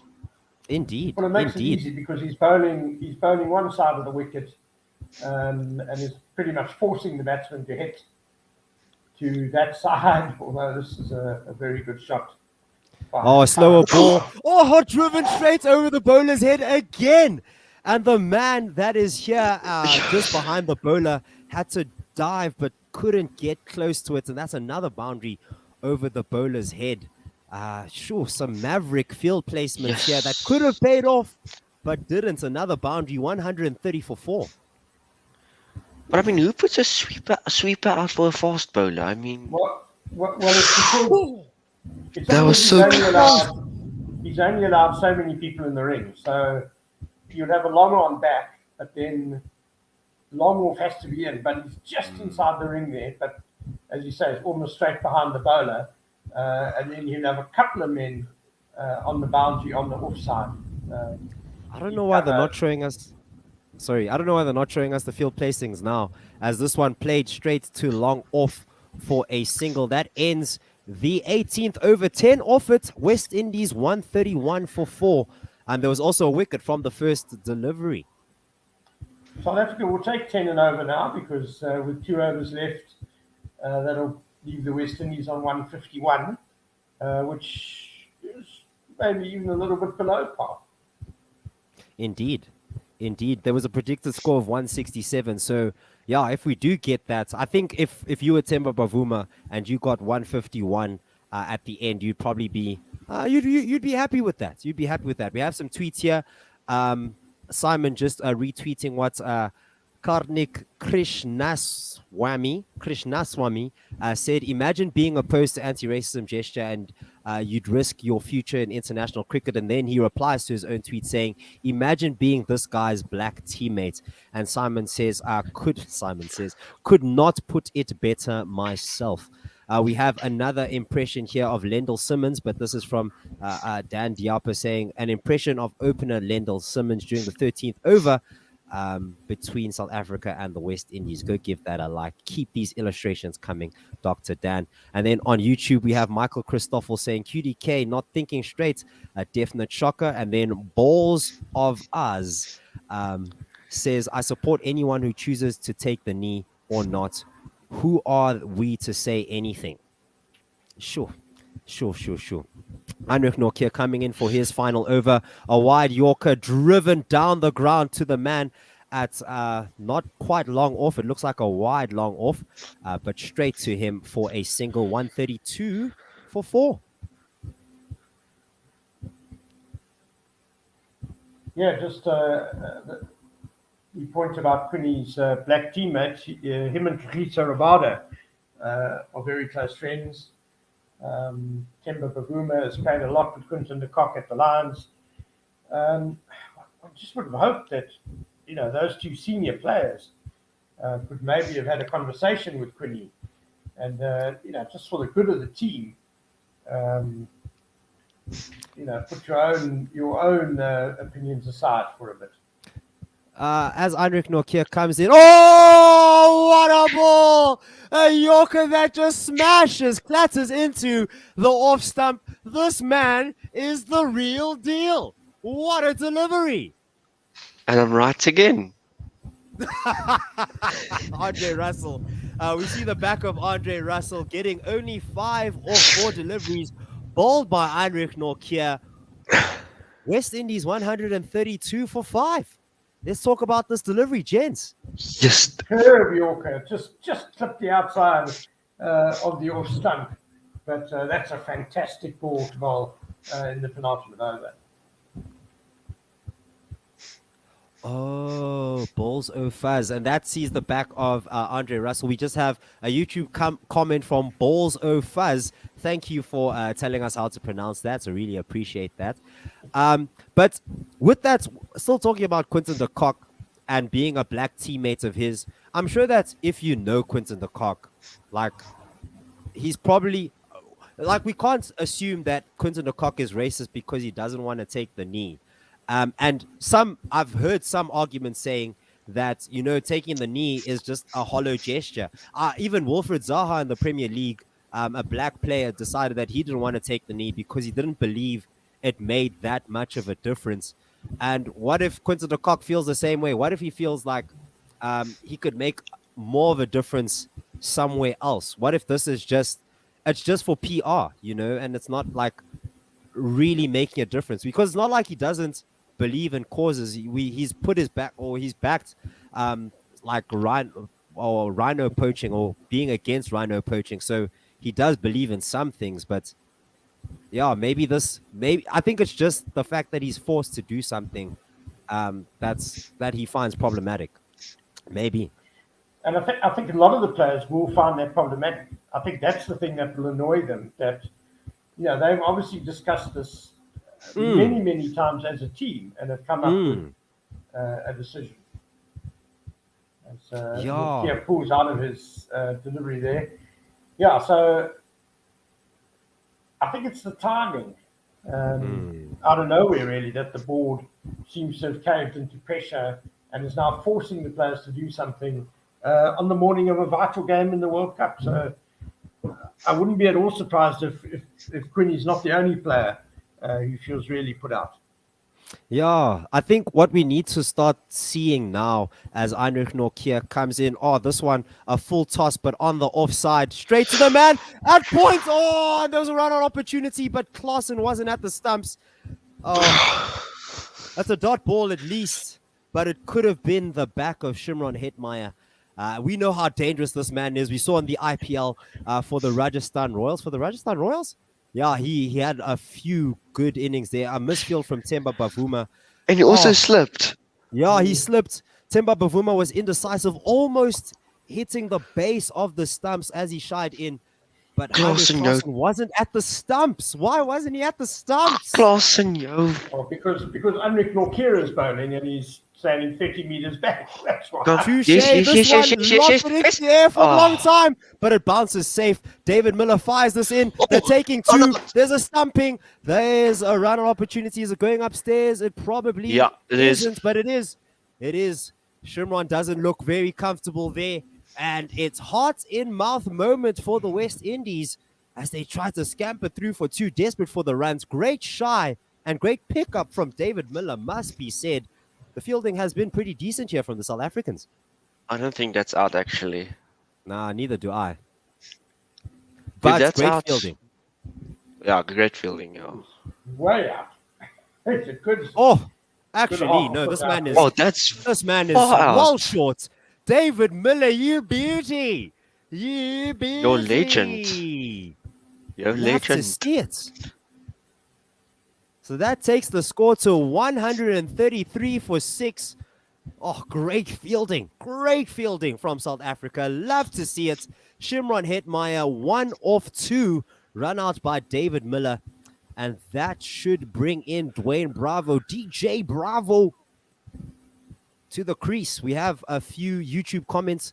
Bolzo Fuzz says, support the right to choose, in all caps.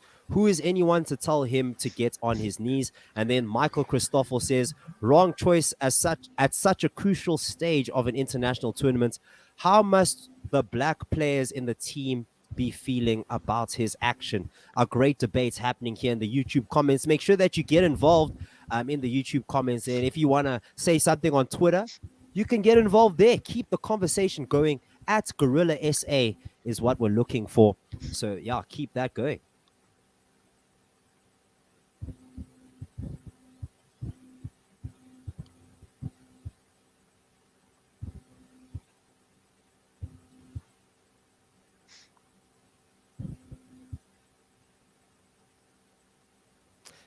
Heinrich Norkier coming in for the 4th ball. Dwayne Bravo just dots this down to the man at point, picks up a single, and West Indies 134 for 6. So it's 2 wickets that's over so far. Indeed. Yo, David Miller, 1 out shy. But David Miller on the run, unleashing a powerful throw from the deep mid-on region on the bounce to Heinrich Klaasen, straight by the stumps. I mean, that really was a phenomenal bit of fielding. That's classy. That is so classy. Literally one bounce, pick up, fired it in. And Klaasen didn't have to do too much work either. This man is the real deal. I'm so glad he's in our team. Heinrich Norkier for his last ball of the spell. It's a wide ball, but played to the man at long off. Markham picks it up. They get themselves to the West Indies 136 for 6. Going into the last over. 4 overs. What? 1 for 14. 14 runs. What? Absolutely magnificent bowling by Heinrich Norkier. What is that economy rate? 3.5. 3.5. I would take that economy rate in a test match. That is incredible. That is so economical. Oh, like surprisingly economical. I normally expect pace bowlers to like get unlucky. Thick edges can go to the boundary. But what we've seen is a disciplined display from the South African bowling attack. Heinrich Norkier leading the way. Cheapers, creepers. And he got a wicket. That's pressure. That is pressure. Yeah, so Dwayne Pretorius to bowl the last over now. Kagiso Rabada is bowled out, of course. Also did a good job today, Rabada. 4 overs, 1 for 27. Keshav Maharaj, very good. 4 overs, 2 for 24. Dwayne Pretorius coming in for the last over. A slower ball, wide Yorker, a thick edge. Bounces once just before it gets to the man sweeping on the offside. And they get themselves a single. We'll take it. We'll take it. Again, that line wide outside off stump with the cover boundary well policed with guys. Good bowling and a good plan by the Proteas. Truly. This is a fantastic plan to keep the West Indies down to 137 for 6 in the last over. That's impressive. Say what you want. It doesn't matter what happened in the last game. These are still quality players that can destroy your bowling lineup. So we should not take away from this bowling display. It's been phenomenal. Well, maybe Especially not given the Shams. start. Given Indeed. the start the West Indies had. Pretorius coming in. Another one. Oh, smash straight. It's out. catch. It's out. We got it. It worked. No, it's not out. No, it's sorry. not. Never mind. Yes. Never mind. It went straight to the man fielding behind the bowler. Wait, is it out? Alim Daz on the ground. There was a shy at the stumps. It is out. Is it? I don't It's know. out. It's Alim Daz out. put his Wicket. finger up. It is out. Yes. Oh, wow. Timba Bavuma. Genius. Genius. What do you call that fielder? Straight stop? The umpires are conferring, though. The thing, I think the umpire just got a fright like hell. Because I saw, I think the umpire, just got a fright. Like, he was, down on the floor. Well, Rassie van der Dussen, who caught the ball at that, the opposite of a backstop, a front stop, I don't know. Is it a straight stop? And he threw the ball back towards the bowler's stumps. And of course, Alim Dar was still standing there, so there he gets it. That's why the umpire went to ground. At first I thought RVVD threw it up in the air, but it looked like he was shying at the stumps. And now my feed has stopped. Let me quickly, Liam, just quickly do ball by ball until while I quickly reset my feed. Okay, cool. It bounces up into the hands, but are there his fingers under it, eh? Yeah, his fingers under it. I think there could well be fingers underneath the ball there. It definitely looks like the fingers under it. My feed is back. Definitely looks like they may. If we had a different angle, I'd like to see where the front is, but it doesn't look like it bounced off the ground. I can't believe it worked. Our straight stop worked. Huh. I think they saw they're going to just hit over the bowler all the time. I think they just thought, flip this, we're just going to put another fielder there. No, but think about it. There were two instances that the ball went straight over Pretorius's head, where the man at straight stop could have almost had fingertips to it. The first one went over his head. It's because you only allowed so many fielders on the boundary, and Pretorius is loading the cover boundary. So long on is back on the fence, but long off then has to be up. But they're figuring that with the batsman dragging the ball from wide outside off stump, if he does hit it straight, it's going to go straight over the bowler's head. So you've got long on back, but you've also got long off in, but straight behind the bowler. I'm looking at these replays, and you can see Rassie's finger as the ball hits the hand. His finger moves, so it looks like. And the soft signal was out. So to me, there's not enough evidence to overturn it. So I think this should be out. A very good catch, literally on the ground. Very good catch from Rassie van der Dussen. The decision's still pending. It should be given out. Yeah, out. Love to see it. I love it when a plan comes together. West Indies 137 for 7 after 19.2. And Kieran Pollard looks into the air. Unfortunately, there has to striker of 130. Yes. Yeah, 26 off 20. Not bad at all. There were those 2 fours that went over the bowler's head. And there was 1-6 as well. Against it should have been Tabrez Shamsi. I think that was the last time I saw a 6. But yes, who's coming in now? Hayden Walsh, yes, did well against Australia when Australia were touring the West Indies. I'm not sure how he's going to do at the bats, but it's good that we are deep into the tail here. 2 fresh batsmen. Ken, you must be happy. Pretoria still has 4 balls left, and the West Indies 137 for 7. Yeah, if South Africa can keep them to anything less than 150, I think they'll be very, very happy, especially considering the start that South Africa had in the field, and just Evan Lewis really blazing his way. It's been a great comeback by the Proteas.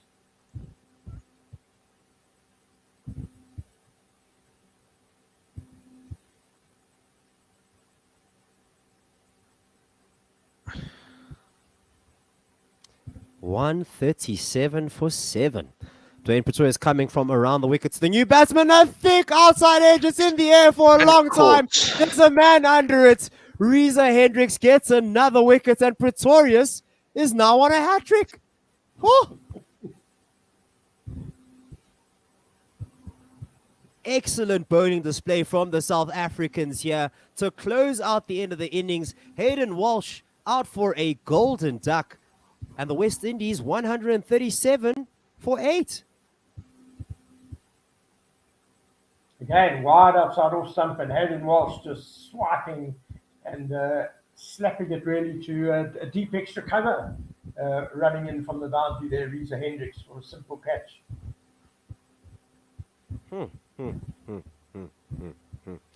Once again, Hayden Walsh out for golden duck. Bowled Pretorius, caught Reza Hendricks, and Pretorius now on a hat trick with figures of 3 for 11 of 1.3 overs. So he's not doing too bad either at the moment. Superbly, yeah. Both his overs have come at the death. He only came on to bowl in the 18th over.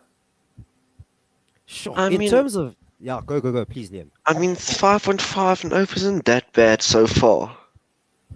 For your death bowling. At the death as well, yeah. Catch Dwayne Pretorius, a full, dribbling ball. It bounces once and it goes to the boundary. DJ Bravo breaks up the hat-trick party here, sending it to the extra cover boundary for 4 runs. A very well-played shot, that. It was a back of the hand slower ball by Dwayne Pretorius, just a little over pitched. Looked like almost giving Dwayne Bravo a taste of his own medicine, just dipping at the end. Dwayne Bravo dancing around the crease and absolutely misses the ball. You can't give that as a wide, surely, umpire. He was way on the offside. Yeah, it's a dot ball. Yes. What do you guys gonna think is gonna be the final score? I think we're gonna get a wicket. No more than 147. I think we're maybe gonna chase one. I think we're gonna chase 142. That's literally a Liam answer. That. Yeah. Taste of his own medicine, Chipper. Short ball. This one carved straight to the man on the long off boundary. They take 2 runs, and that takes the score to 143 for 8. Gentlemen, how do you feel about that score? It's not a bad score to chase. Very happy, considering that the West Indies were 73 without loss at the halfway stage. So they barely managed to double their score, and that's with all 10 wickets in hand. So that's a fantastic comeback by South Africa. I think 144 is very gettable. We'll need to bat well, obviously.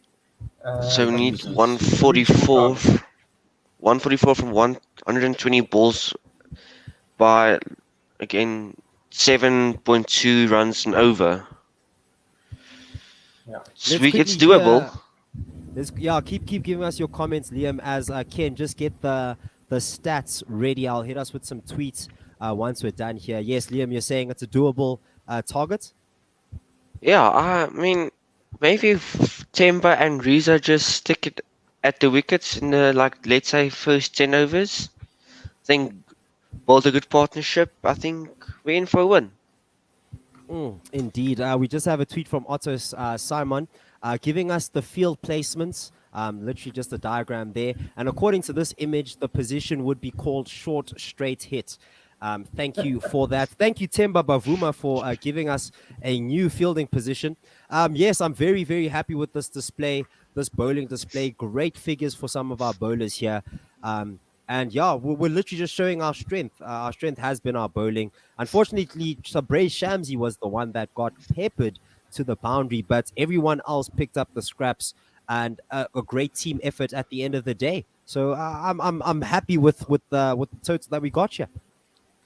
Yeah, just running through the scorecard then. South Africa won the toss and sent the West Indies into bat there in Dubai. Of course, the Proteas rocked before the game by the withdrawal of key batsman Quinton de Kock from the team, ostensibly because he did not want to follow Cricket South Africa board directive this morning that the whole team must take the knee.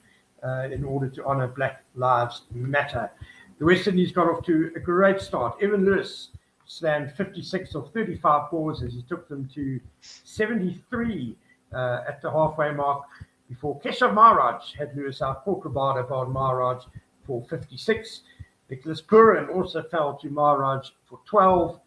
And Lendl Simmons, who faced 35 balls and could only score 16 runs, was then bowled by Kagiso Rabada as they slipped 89 for 3 in the 14th over. And from then on, the Proteas really put the squeeze on the West Indies. Chris Gale made 12. Kyron Pollard, 26 of 20 balls. Andre Russell, 5. Shimron Hetmeyer run out by a brilliant bit of fielding by David Miller for 1. Hayden Walsh fell first ball to Dwayne Pretorius after he had dismissed Kyron Pollard. And the West Indies ending 143 for 8 after their 20 overs. Dwayne Bravo, 8 not out. And Akil Hossain did not face a ball. South Africa's bowling, Aiden Markram bowled 2 overs in the power play and really did very well. 3 overs, 1 maiden, none for 22. Kagiso Rabada, very solid. 4 overs, 1 for 27. Unrik Nortje, the pick of the bowlers, magnificent effort. 4 overs, 1 for 14. Keshav Maharaj, a very good display as well. 4 overs, 2 for 24. And then at the death, Dwayne Pretorius came on in the 18th over, bowled the 18th and 20th overs, and took 3 for 17 in his 2 overs. So a marvellous effort by him as well. Bowling to a very clever plan. Surprisingly, Tabray Shamsi, the one man, did not do very well today. 3 overs for 37. And that ends our coverage here. Don't forget to stick around. We'll be giving you some archive footage, and we will be back for the second innings. So don't change that dial. Keep tuned in and keep getting yourself some quality commentary here on One World Sports Radio. Cheers.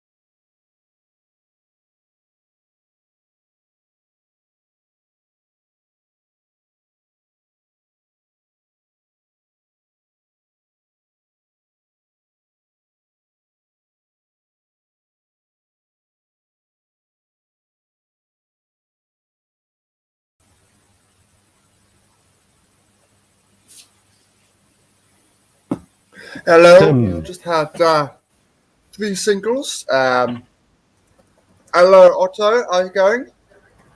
I'm okay, thanks. And you? I'm just going to restart my router. I'll be back in a few minutes. Okay, no worries. I'll be ball by ball. It's all good.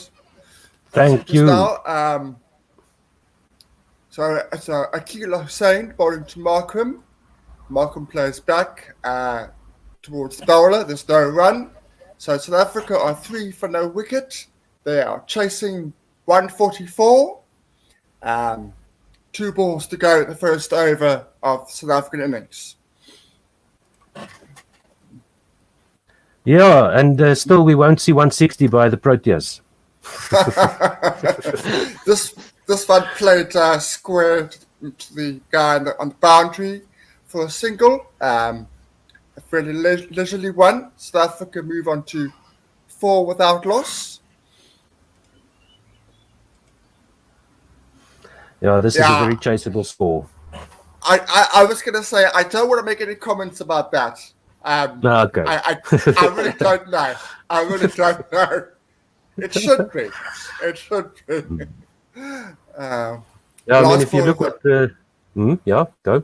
Last ball of the over. Performer plays it to mid-on and they scamper through a very quick single. Really, really quick. I think he's safe. It was a direct hit by Andre Russell. The umpire decided to go to the third umpire. This is interesting. It looks like Performer is walking. It looks like he's walking. So maybe my eyesight's getting worse with every day. Even with my glasses. Yep. Performer is gone. Performer is gone. Really wasn't necessary, that sort of single. He knows he's out. Was it necessary? Well, I think the intent is good. I mean, taking your chances, but not in the first over. He's about 20 centimeters short. There's Temba. Almost made it, but that was a good throw. Yeah, very good throw, Russell. So Timber is poor form continues in the World Cup. He goes for 2 of 3 deliveries. I just maybe think if Timber and Hendricks just actually stood there like for the first maybe 10 overs, I think maybe take your time and just settle in, and because it's a chaseable score. I mean, take your time. Certainly for the first couple of overs, certainly. Maybe not 10, but certainly the first couple of overs, just see what the pitch is doing. If there's any, anything there, any spin or anything. Ravi Rampal is the new man to the wicket, the rock of South African cricket. Yes, and he will be on strike because Temba was running to the non-strikers end there. So you could say Temba ran himself out there. It was his call. The ball went behind the non-striker. So, that's not what we needed, given everything that's gone on since Saturday. That's not what we needed for sure. So, Van der Dussen, in Rassie we trust. All others pay cash. So let's see what he can do for us today. Maybe he has another 100 from him. That'll be great. So Ravi Rampal, who's back in the side since, I can't remember when we last saw him play for the West Indies, but whatever he was doing in the meantime, he got the nod from the selectors. So he's back into the team. So who's watching tweets for us, by the way? Because my connection doesn't allow me to do 2 things at once. Well, more than 2 things at once. I'll check the tweets on YouTube now. Thanks, Liam. Okay, first delivery by Ravi Rampal. First delivery of the second over is just defended by Rassie van der Dussen, and there's no run. And that was Andre Russell, the captain, picking up the ball, that run out from Temba Bavuma, picking the ball up at running in from mid-on, pick up and a throw and a hit. So good fielding by the West Indies captain there. That was a good sportsmanship by Bavuma. Yeah, it's excellent. And good sportsmanship by Bavuma walking off.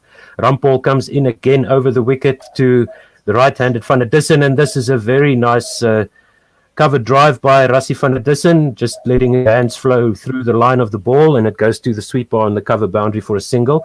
It looks like my technical issues have stabilized, Tim, so I'll do the ball by ball, and then you can check the tweets for us, because there's All right. a lot of debate and discussion going on around Quinton de Kock's decision to pull out of the playing 11 today. I just must relax.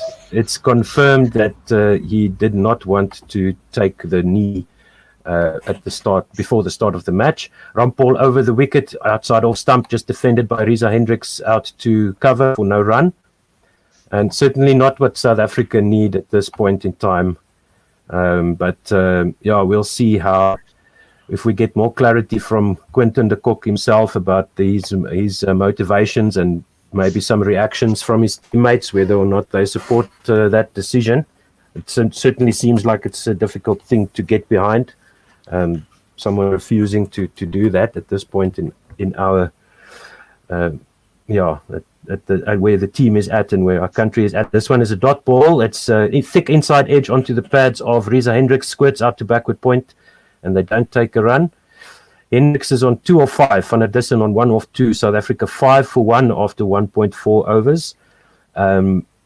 So it's good signs here from both these batsmen, just checking things out. We saw that from the West Indies as well. First 2 overs they were quiet, and then they started letting loose. This one is just dabbed out to mid-wicket by Reza Hendricks, and they take a quick single. No chance of a run out there. 6 for 1 with 1 ball to go in the second. I mean, it's a quite weird field placement, actually. There's more plays more to the offside. I mean, 1 player on your leg side. I thought them maybe more spread around the actual wicket. Yeah, and that last delivery was still on the off-stump line, just outside off-stump, and Reza Hendricks working that into the onside. So Rampal is bowling to that field, as Van der Dussen will now face Rampal coming right over the wicket to the right-hander. This one is just dabbed down to backward point for no run. End of the second over, 6 for 1. So the target, 144, that is going to be just over 7 runs and over. So South Africa going along at 3 right now, but the most important thing is to just keep wickets in hand at this point. Go along at 6, maybe 7 and over. Required rate now 7.67, and just keep those wickets in hand. And it almost worked up very, very well for the West Indies with a great opening stand. And I would say that the Proteas must be the happier of the teams in terms of their position in the match at the innings break. Now it's just about building partnerships. Michael, I'm just going to kick in a quick YouTube comment. Michael Christoffel says, I have a good feeling about Reza and Rassie. Yeah, and that is confirmed by Reza Hendricks. He gets to the pitch of this ball from Hussain that is outside off stump and a bit too full. Punished by Hendricks over the long on boundary for a 6 into the stands. And Reza Hendricks has got the talent to fill that position. He's maybe not as widely known as Quinton de Kock, but he is a very talented player, and he's definitely got the skills to bat at this level. And we've seen some good innings from him in the past, so hopefully he can replicate that today. 12 for 1. So we're already just below 6 runs and over with that shot from Reza Hendricks there. And he's got 1,000 runs in T20 internationals, Reza Hendricks. Hussain in again round the wicket, the left armer, and this one is short and pulled by Reza Hendricks to backward square for a 4. Very good shot, low risk, That previous one as well, with the fielders up in the ring, playing it over long on. Another low risk, high reward shot here by Reza Hendricks. And more of that, please, sir. Yeah, this one went down past the final leg, which must be inside the ring there. Yes. So down to the boundary. Nobody laid a hand on it. Good shot. Good pull shot there from Reza. So 2 balls gone in the third over. Reza Hendricks all of a sudden jumps up to 13 off 8. He looks calm, but he's not a very easily flustered guy. He's usually quite sedate and goes about his innings in a very technical way. Not a very flamboyant player, but he can hit the big shots, as we've just seen. So there's a bit of a caucus there, a bit of a discussion from the West Indies Brains Trust, and they've now put a man at backward of square on the leg side, just next to the square leg umpire. Hussain comes around the wicket left-handed to Reza Hendricks, who plays this one just wide of mid-on for a single. Good cricket there from Reza. 2 boundaries, punishing a bad ball, getting to the pitch of the first one, and then rotate the strike. So the men on the boundary is for the right-handers here for deep mid-wicket, and then they've got a mid-off as well. Point, two players at backward point, and then a cover, and then we've got a mid-wicket or a shortish mid-on, closer to the wicket. Just some movement in the field. Extra cover is also coming a bit closer to the wicket. Slip in as well. Hussain left arm around the wicket to Van der Dussen. This one pops up into the air and it's a chance. It's put down at mid-wicket by Kieran Pollard. Oh my goodness, that was close. It just got the leading edge there from Rassie van der Dussen as he tried to work it to the leg side. It was a ball going down leg and tried to help it on its way, but his bat was not in the ideal position and it bounced just short of Kieran Pollard there. Hussain comes in again. Like 5 centimeters more in, that would have been out. Oh yes, no, that's very, very close to Kieran Pollard there, diving forward and just couldn't get his fingers underneath it, bounced short of him. But it's another dot ball, and Hussain comes in around the wicket again to Rassie van der Dussen. He dabs this one down into the onside once again, another dot ball. End of the third over, 17 for 1. Van der Dussen on 1 off 6, Hendricks on 14 off 9. And a YouTube comment here from Ray PMP9 says, I hope everything is okay in South African cricket. Ray, everything will be okay. We've been through similar things of this kind before. We will get through it. It might look dark, but we will get through it. Yeah, it's just... I'd rather let it happen at this stage of the tournament than in the semi-final if there's going to be directives flying around and players getting upset with those directives. So let it happen now. And let's hope that the players themselves are focused on the job at hand, because they've got a real good chance here of putting the West Indies away today.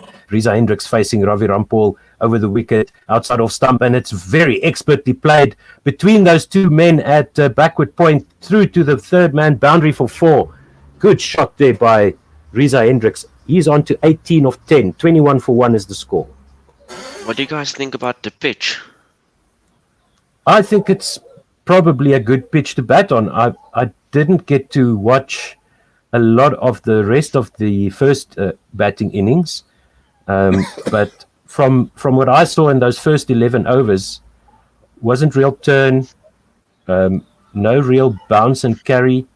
Rampal into Reza Hendricks. He works this one off his hip down to fine leg for a single. What do you think, Tim? You're more of a cricket expert than I am. No, you sum it up perfectly. I think West Indies left about 25 short on that pitch. I reckon 160, 165 would have been a really good score on that wicket. There were no What other?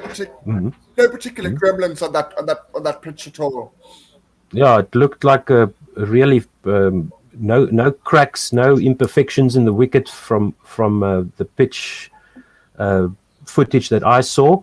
So again, there's some nice field even. changes. Yes, they've got backward point now, third man inside the ring, and another. So two backward points, or a backward point in a gully. They've got square leg close to the wicket. Van der Dussen facing Rampal outside of stump, just dabs this one back down into the wicket for no run. So a very, very good work by the bowlers once again, and it's time for our batters to come to the party. I must say, it's also, it looks like a wide, fine leg kind of position. So we'll get an update on more of those fielding positions as soon as we can. Rampal into Van der Dussen, over the wicket to the right-hander outside off stump, and just works it around his pads down to fine leg for a single. Yeah, the fine leg fielder is quite square on the boundary. So he had to run around to get to that one.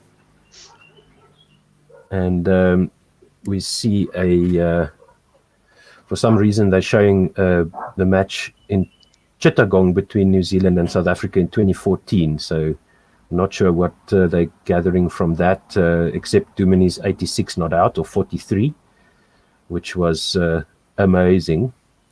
And he's there in the South African dressing room, is he? Or is he with the Windies? Yes. Van der Dussen works this one out to mid-wicket. Hendricks. And they take an easy single. There was a single off the last delivery as well. It's with the South African team, so that's why they're making thank the goodness. connection. They're talking about his career Okay. as a T20 cricketer, so that's probably what they're talking about. Yeah, and he's one of those players where he was never thought of as a real T20 type of player, but when you look at his figures, geez, he was good. This one on off stump worked out to mid-wicket by Van der Dussen. They might get two here. They're coming back for the second, and it's an easy two there for Van der Dussen. End of the fourth over, 26 for 1. So the run rate climbing up a little bit here, over 6 runs and over. And the target is 144 to win. So they need another 118. 118 still needed of 16 overs. So very much still in favor of South Africa. Just on the tweets, Panja, Messi fan, Messi talks to me. He asked me for my opinion on the QDK and the consequences of the action. This T20 innings is too short for me to give my opinion. To be honest. But what I would say, very shortly, I wish the team had come up with a unified action 6 months ago. Whatever it was, I wish they had come up with something that they all did together. Yeah, I agree with that. And we'll see. I'll be very interested to hear what the captain's opinion is, Bavuma, and the other players in the team. This one is Andre Russell into the attack to Reza Hendricks. He works this one out to deep mid-wicket, and they only take a single. So the score moves on to 28 for 1. No, 27 for 1. 27 for 1 after 4.1. So Dre Russ getting himself into the action. Second to last over of the power play.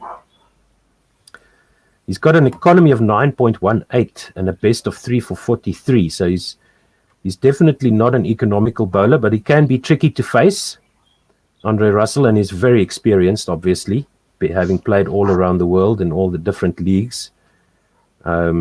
As are all of these West Indian players, I think, bar the last 3, I think, in today's playing 11. This one is on Midland leg, worked out to square leg for a single by Rassie van der Dussen, and it's 28 for 1. Yeah, I agree with that. It's sort of been like an elephant in the room, with some players doing the gesture and some not, and it could have been addressed quite a while ago. And it's sad. It's too familiar. It seems like there's like no real cohesion. This one is played up in the air over extra cover by Reza Hendricks. The ball won't get to the boundary, but they run 3. And Andre Russell has gone for 5 so far with 3 balls to go. That's all we need. 7 runs and over. Keep ticking along. 7 runs and over. You don't really need to get the ball over the boundary. And this is quite a large ground as well. So there's lots of 2s and 3s on offer. I mean, 130 needed from 93 balls. Yes, indeed. Van der Dussen facing Russell on leg stump again. Worked out to square leg for a single. Yeah, it's a difficult ground. Well, I won't say it's a difficult ground to defend on because it is so big. You really have to smoke it to get it over the boundary. But 6.86 is the run rate at the moment. And as Liam pointed out, 112 of 92. 2 men on the boundary are mid-wicket and backward square leg. Strong offside field here. Reza Hendricks smacks this one out to deep mid-wicket. There's nobody there. And it's a 4. Good shot there by Reza Hendricks. Fetched it outside off stump. And just pummeled it through to the boundary. 36 for 1. Good shot. Yeah. Pick the slower ball. It's lovely shot. Well timed. It's the only right result with that one. And it's always going to be a boundary. Yeah, with mid on is wide and inside the circle, and then there's a mid wicket closer to the wicket. Russell with his final delivery of his first over. This one is short, and Reza Hendricks ducks underneath it. No need for him to go chasing after that one. He knows he's got the runs done for the over. 5 overs gone, 36 for 1. 108 needed from 90 deliveries. Okay, we've got a YouTube comment here from Sheila Tomlinson. Says, I'm enjoying listening to your commentary. Well, I'm glad to hear that. But please explain what happened today if you are allowed to. Thank you. Okay. We are allowed to. Let's address that first. The short version is the CSA board, Cricket South Africa board, put out a directive to instruct the Proteas players to take the knee. What happened then was Quinton de Kock decided to pull out for what was quoted as personal reasons, but has been updated that he was not happy with taking the knee, which is the reason why he isn't playing today. That's pretty much the short version of what's happened. Yes, and so let the debate continue. I've seen people say that it should be the players, up to the players to choose how they show their support, which I tend to agree with. But in a team, it's like Ken said, okay, this one is Hussein round the wicket to Van der Dussen, works this out to square leg. Are they coming back for the second? Yes, Rassie wants the second one. He's running to the danger end and they get 2. Good running there by Rassie, good call. If you're part of a team, sometimes you just put your own idiosyncrasies to one side and you do what's best for the team. So, there's a lot of ways you can look at this, and I think it's very important that Quinton comes out and exactly describes why he did that. Hussein comes around the wicket left-handed down the leg side and just helped on its way to backward square leg by Rassie van der Dussen, and they take another single. I'll also have to just get the full story before I really hitch my wagon to one single thing. But as I said before, it seems a difficult decision to support from Quinton de Kock at this point in time, unless he has a really good reason why. But I can't imagine what that could be. Hussein around the wicket. Hendrick steps away, tries to give himself room, but Hussein follows him, outside his leg stump, and he just plays a back foot drive straight to the man at mid-off, all along the ground. 39 for 1. 3 balls to go in Hussein's third over. He's gone for 18 so far, so not too bad by the left-handed finger spinner. Hendricks faces him again now, left-handed round the wicket to the right-hander. This one is on middle and full, and he just taps it down to mid-wicket. Hendricks thinks of a second, but the fielders are there, and there's just a single. 40 runs up. Whoop, whoop. We made it to 40 with only 1 wicket down. And Van der Dussen will now face the left-arm spinner. He's on 9 of 13. Hendricks on 29 of 18, and the current run rate creeping up above 7 with the required 104 of 86. Hussein around the wicket to Rassie van der Dussen, who acts as if he's going to step outside leg stump, then goes a bit closer to his leg stump and just works this one as Hussein follows him out to deep mid-wicket for a single. And it's 5 runs off the over so far, 1 ball to go. Reza Hendricks on strike. South Africa are with cruise control. I'm not sure I like it. It looks too easy at the moment. Yes, it does, and that's usually when we throw games away. This one is pulled by Reza Hendricks out to the man at deep mid-wicket, straight to the fielder, all along the ground, and there's a single taken. End of the 6th over. Power play has gone 42 for 1. 102 needed from 84 balls. 30 of 19 for Hendricks, 10 of 14 for Van der Dussen. Can we please just play one game where we just dominate and we just chase 140 in like 18 or 16 overs? That'll be great. Just looking from Brady and B9, and he says in the 3TC tournament where it was asked to take the knee and QDK was the captain of the Kites, where he and Klaassen opted out due to personal reasons, and Temper Bavuma replaced him as the Kites captain.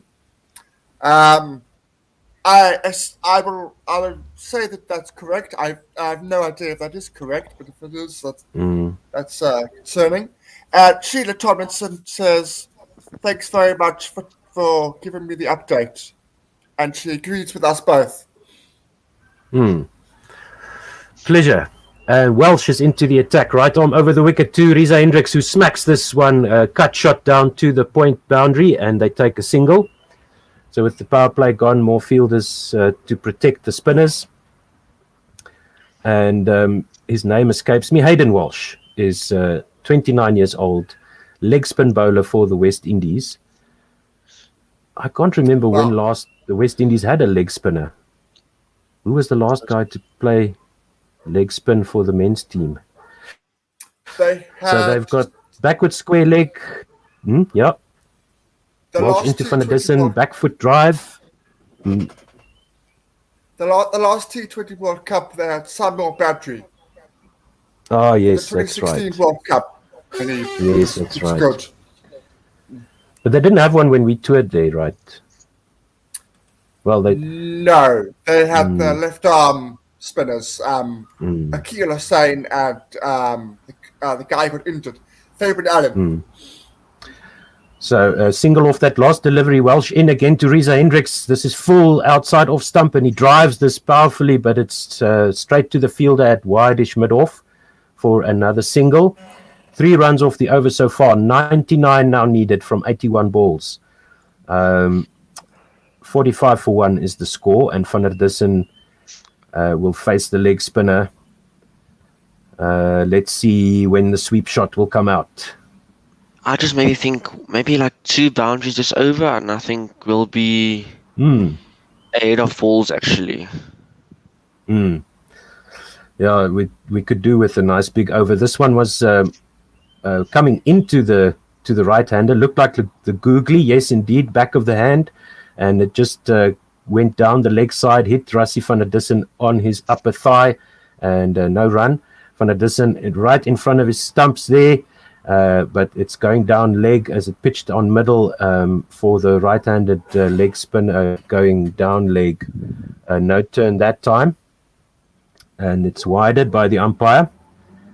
Hayden Walsh conceding 4 runs off his first 4 legal deliveries. Van der Dussen faces him now. It's full outside off stump, and Rassie swats it away down to long on for a single.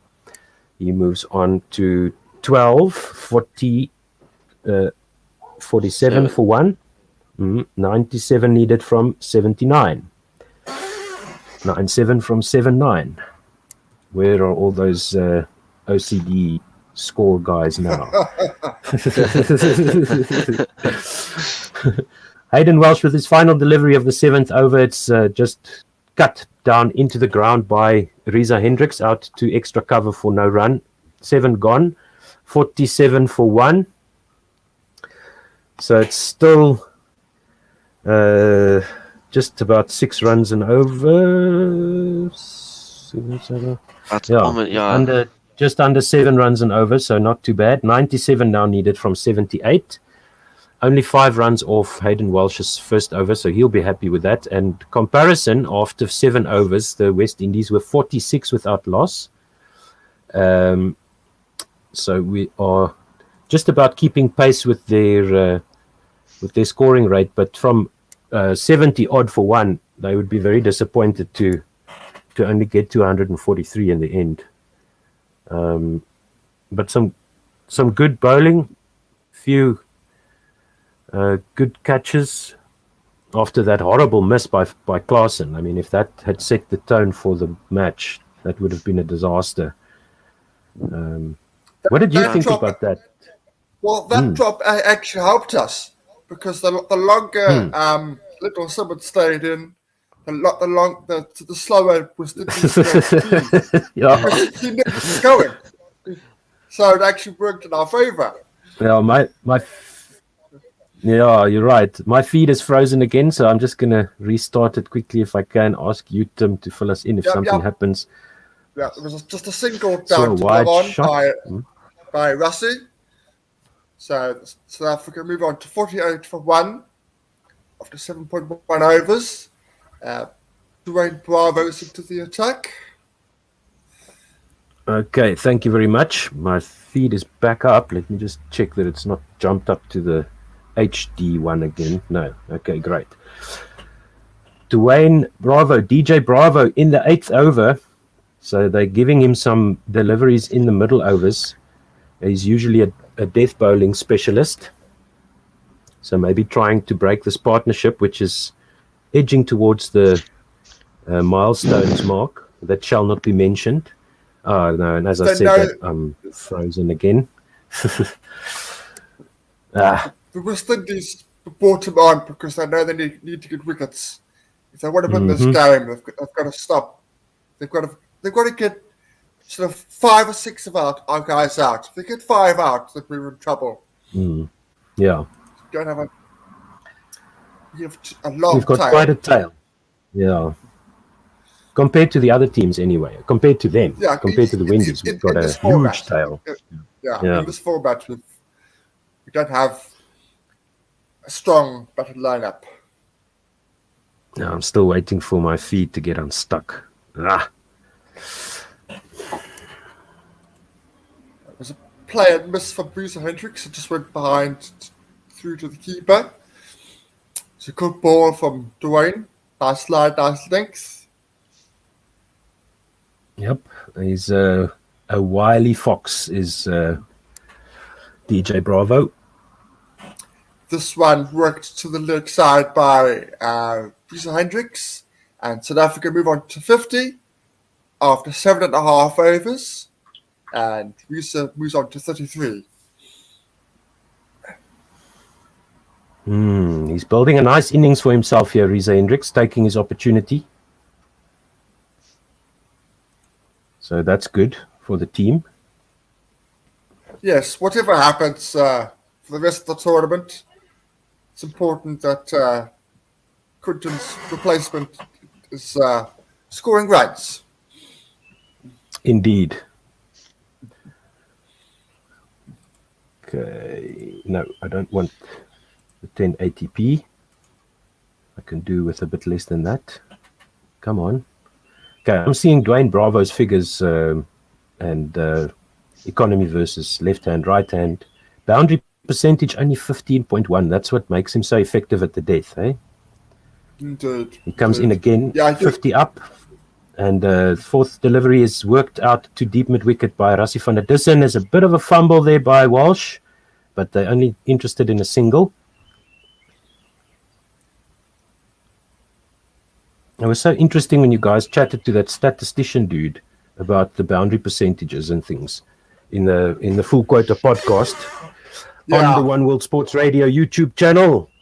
Head on over there and go and check it out. Some very interesting guests that you guys have assembled so far. Really well done, Tim.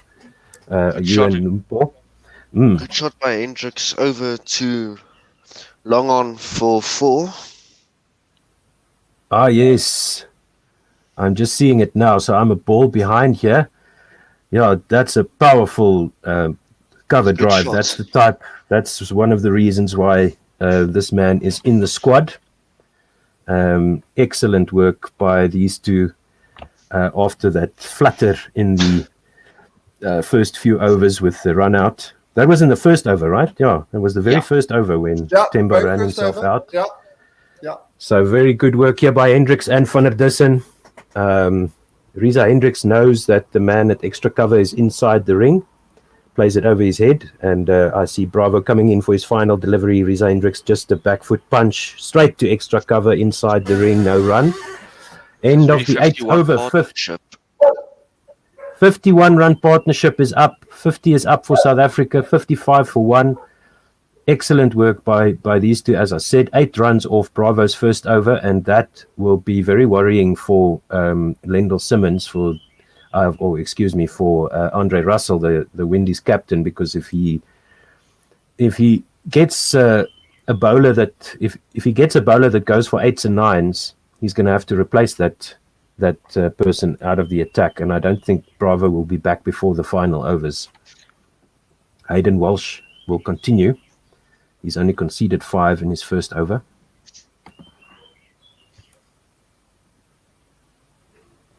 So we are going along at just under 7 runs an over here after 8 overs. 89 runs needed from 72. Talking about full podcast. Reverse sweep, and it's all along the ground to fine leg. The man inside the ring runs around there. It looks like that was the universe boss, and there's a single. Yeah. Yesterday we had a West Indian cricket commentator, Nikhil Machadi, and we were talking about whether Walsh would be playing, because we saw that the leg spinner might trouble the South African batsman. Hendricks with a cover drive out to backward point. No, single taken. But we certainly have not struggled so far. We find them quite easy. Yeah, and that's the thing when you see that with Shamsi as well. If the batters have a low total to chase, they can pick and choose which bowlers they take on. So that's counting against the leg spinner here for the West Indies. My feed is frozen again. Oh dear, Tim, I'm gonna have to lean on you for the ball by ball. Okay. Here we go. Something's happening again. Let me just get up to the live Walsh speed. comes in. This one played square on the offside by Reza Hendricks for another single to the man the point boundary. That's 59 for 1. South Africa are in cruise control. T20 cricket is a funny game. Anything can happen, but at the moment, South Africa are in complete control of the situation. Yeah, it's theirs to lose from here, Liam. What do you think? I think we should maybe just go for more runs now, just to get front of ball wise. I think, but otherwise we're in control of this game.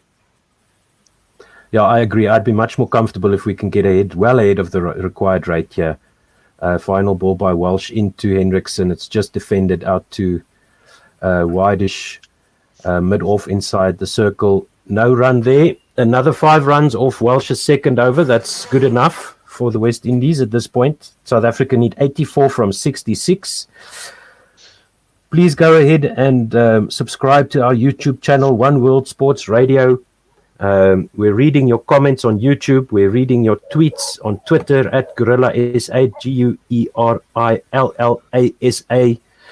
9 overs gone, 60 for 1.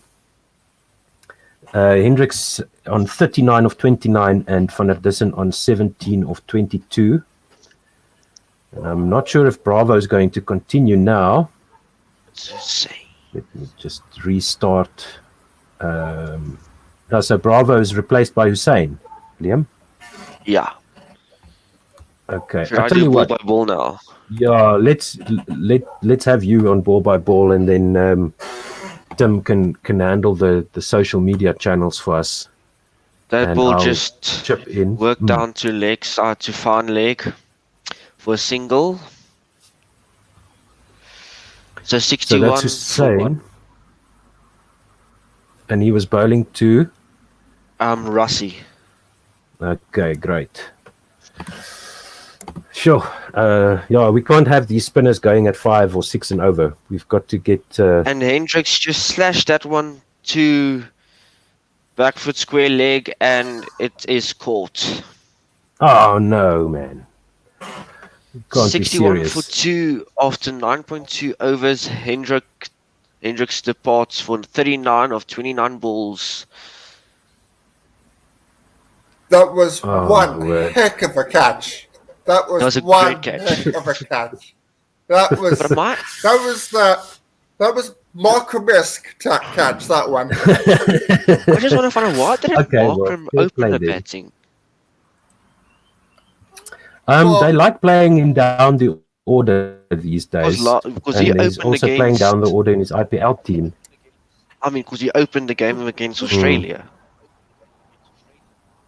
Did he? We basically have 4 openers.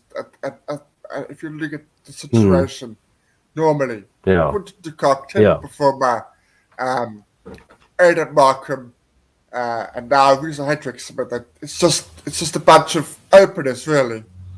Mm. They are checking the catch, which is a bit of a strange one.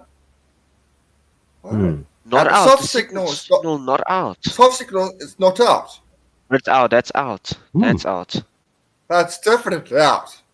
That's definitely out. Yeah, to me and Liam's eyes, that's out. That doesn't mean it will be given out, but so yeah, it's soft signal is not out, and we think that's definitely Yeah, out. that's out. Definitely. Now the question is it convincing or conclusive evidence that the umpire's soft signal is incorrect, as the protocols go for these type of things? So Reza Hendricks is dismissed for 39 of 30 deliveries. Caught Hetmeyer, bowled Hussein. South Africa 61 for 2. Still Okay, in so they've- control of the situation, but that does make things a little bit more interesting for neutral. Yes, and now the tweets are going to start coming in. The collapse Well, is on. You're doomed and such. Yeah. I've just got a comment here from Sheila again, Sheila Tomlinson. Can you both tell me how this T20 competition works, please? If we win today, which we will. Well, we hope so anyway. We still play England. What happens then? Yeah. Yes. Yeah. So we have South Africa has Australia, England, the West Indies, Bangladesh. And Sri Lanka in their group. So we've lost to Australia. If we are to win this game, then I would say we would need to win 3 of the next 4. Ideally, all of them. 4 out of 4. Yeah. Yeah. But Yeah, if we Four out of lose 4. another match, yeah. it does become a bit more complicated. So basically, we don't on the assumption that we don't believe, or I don't believe, that Australia is going to go through to the next round. I think they're going to come up short. Really? Because I don't rate them at all. We really bombed our game up. I don't rate them in the slightest. Yeah. So no, I agree. For me, it's going to become that England game, Sheila. We have to beat England. If we can beat England, then I think even though teams like Sri Lanka can have good days, I think that we may well have too much for them. So it's all on the England game, assuming we win this game, of course. If we lose this game, then we are relying on too many other things to happen for us to go through. It's not impossible, but it then becomes very, very, very, very difficult. Yeah, because this West Indies team is very beatable, I would say. They do have a very strong batting lineup, but they are brittle. If they fire, they'll beat anybody. They are the defending champions, but I don't think that they'll win. I think that they'll win. It's more likely that they'll lose some more of their games in this group than they'll win them. Let's put it that way. So we can't rely on them to send results our way. We can't rely on Australia. That game against England is going to be super crucial. There's a break in play, by the way. That's why we can rattle on about this. But I think that our saving grace so far was our performance with the ball against Australia, because putting up that low score and then taking it all the way to the last over has really put us in a strong position in terms of net run rate, because we could have been where West Indies are now. They also, fell apart with their batting over the weekend, and they paid the price for it with their net run rate, which is almost -4. So if you have an equal amount of points to another side in your group, it goes down to the net run rate. That's the next criteria, right, Tim? Yeah. So, Markram, new man in? Yeah, he'll be facing Hussein to continue. Yeah. Okay. The middle of the 10th over. 61 for 2. He just nicked it to fine leg for 2 runs, and it's also wide. Oh, is that a leg by? Let's see. That bounced off of something. 2 wide and +2. Okay. So it's wide down the leg side, and then I think it might have hit the wicket keeper then as it went through, or maybe Markram's pads. Bounced high up above the leg slip that's in for Aiden Markram. And Markram just jabs it to long off for a single. No, I think I'm one ball behind you here. No, it comes forward and strokes this in the end, almost yorked himself. Hussein saw him coming. And they go through for a single. 65 for 2 after 9.3, 79 runs needed from 63 balls. Okay, I'm with you. I'm on the same page now. Rassi just taps that one out for a dot. No run taken from that ball. So this spinner has got 2 balls left, Hussein, and he's conceded 24. As we see, the batsman almost didn't cross there when the catch was taken. That's what they're having a look at, as we see Hussein coming in. Just hits it to mid-wicket and well fielded.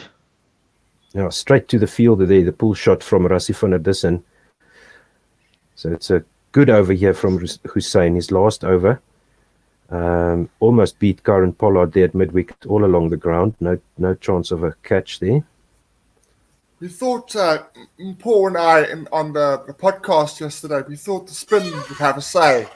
And Hussein 1 for 27 and 4. It's pretty good bowling. So 7. And And Rossi just jabbed that one to mid-off for a single. At the end of the 10th over, 66 for 2. South Africa needs 78 runs to win from 60 balls. Okay, so when do we step on the gas here, guys? I think from now on. Hmm. This last 10 overs, I think we should just go out and just play our shots. Yeah, Rassi. Yeah, I think you have Rassi 8 can wickets in maybe. hands. Yeah, he's on 19 of 26. I think he So can start opening up now, actually.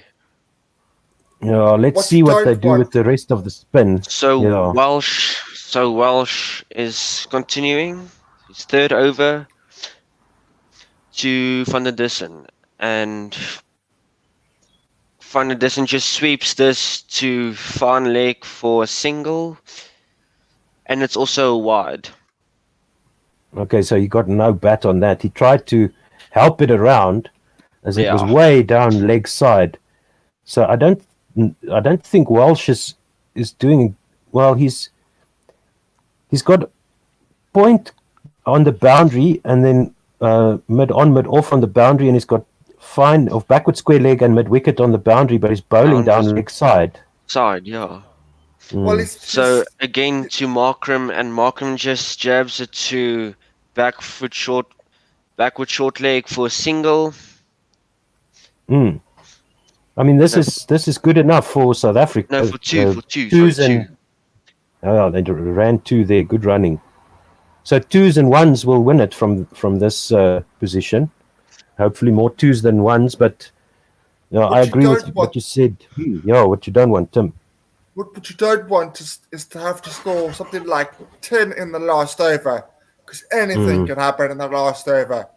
You want to win this in over 17. You want to have targets. I agree. And say, listen, if we have to have chase 2 with the last over, that's fine. But you don't want to face any more than, say, 9. Yeah, I'd so- like to see us. Yeah, Liam. So current run rate 6.89, and Markram just sweeps this to short fine leg for a single. No, they run 2 again. 2 again. Yes. Yeah. Yep, a lap shot there, lap sweep to fine leg on the boundary, fielding on the boundary, 72 for 2. So this is great. 5 runs off the over so far, 4 balls to go. We need to put pressure on these spinners with 2s and 1s. We don't need to take them on and smash them. We just need to play clever, box clever, and get the 2s. Markram just slashed that to deep backward for a single or for 2. Another 2? 2. Yes, please. Maybe we must just get This- a boundary instead of this 2. Just No, get a boundary. What you need, Yeah, well, what you need is 1 boundary and over. So 1 boundary, and then the rest can be singles. Job done. yeah. That's what you Yeah, want. exactly. We don't need to play high-risk cricket to chase this down. I like the 2s. No. I don't mind them at all. That's 12 runs and over. Markram playing with a straight bat to deep cover for a single. That was just the pace taken off by the man inside the circle. And man at long off running up and shooting it in. So 8 runs off the over so far. Job done in the over. 2 balls to go. And now, see, this is now where every run after the 8th run is a superb bonus for us. Yeah, It's so it's bonus, 9 exactly. runs from this over already.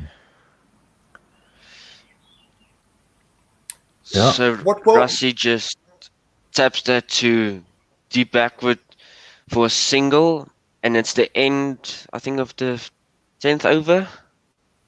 No, 11th over. we'll 10th over. see. 11th. 11th, yeah. yes. One. Whew. So they're showing us the fantasy league scores. No, there's 1 ball to go from The one Welsh. ball left.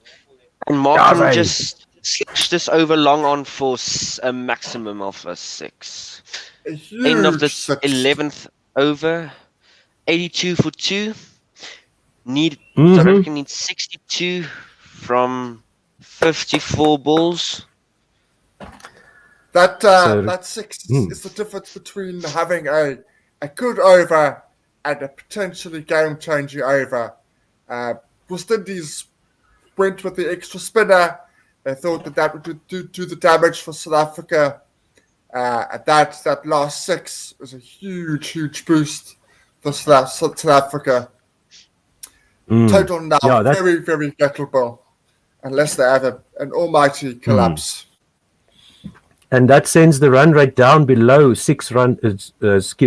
7 runs and over. 62 from 54, 82 for 2.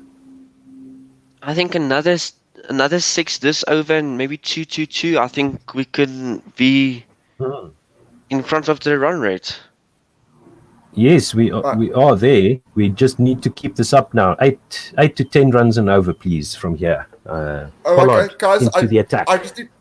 I just need to go for a second. I'll be back in a minute. All right. No problem. No problem. So, Kyron Pollard, the captain. Kyron Pollard is into the attack. Captain Andre Russell is asking the 34-year-old, super experienced, 90 matches, 38 wickets, economy of 8.45. We'll take that today. Thank you very much. Pollard 4 for 25 Pollard is his the best. new bowler, and on addition, just hammers this to deep back foot point for a single. Now you see, there's nothing wrong with that. Keep it on the ground. Don't give them a sniff of a chance, and we can win this game from this position. Don't give them hope. Don't give them hope. They don't deserve hope. Yeah. They didn't pick hope for this game. into Markram, and he just slashes on too long on for another single.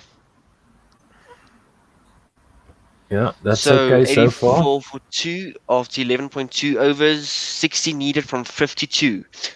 So if we maybe get, let's say, a 6 this over, we are a That's job done. Yeah, it's job done. We are run behind balls wise. So if we can get that, or even just about like a 4 maybe. Pull out into Rassi, and he just jabs us to mid wicket for a single. So 3 runs off Pollard's over so far, off the 12th. And they say you can double the score statistically for Pollard, excuse me. 3 runs for Pollard off this over so far. Statistically, after 12, you can double the score at the end of the 20 overs. What an interesting field placement, actually. Mm-hmm.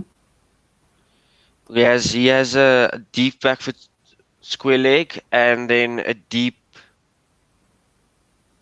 sweeper, and then he has a. Did he catch that? Yeah. The ball's played straight back to Pollard, but it was a ball. It bounced at least. At least it bounced. So no run. So Pollard into Markram, and Markram just nicks it, but no run. No, so it's turning out to be quite a good over. 59 needed of 49 balls. Now Markram tried to work that to the onside, and it just couldn't get hold of it. And it's another dot ball, 2 dots in a row now. 1 ball to go in Pollard's first over. 85 for 2. Pollard running into Markram for last ball of the over, and Markram just slashed this to deep square leg for a maximum. Oh, yes, please. 9 runs off the over, job done. Thank you, Aiden. And now... Looks like every last ball of the over is going to go for a 6. That's a beautiful tactic. I love that. More of that, please. Just go slow in like the first 5 balls, and then the bowler's going to settle in and just punishes. Yes. Lull them into a false sense of security and then punish the last delivery. That's great stuff from Aiden Markram here. So 91 for 2 after 12, 53 needed from 48 balls. Pollard's first over, 9 runs off it. So Russell coming back into the attack. Yeah, so the run rate required now well below 7. And this is great work by these two. As we mentioned, Markram 21 of 10. And Van Rassie der Dussen 22 of 29. Yeah. Andre Russell back into the attack for the 13th over. He's second over. Yeah, so this is cool. This takes all the pressure off the rest of the batting lineup if they can just keep on scoring So it well Russell over the required running into rate. Van der Dussen, and Van der Dussen just blocks this to point for a single. Yeah, good running there. Soft hands, no pace on the ball to the fielder by Rassie, and tip and run. Just a shot of Markram's 6. It was actually a slower ball that he picked up for a 6. That's the last delivery of the previous over. So Markram, Russell running into Markram and just halves it on his way to short, to deep mid on for a single. Yeah, more Cruise of the control. same here.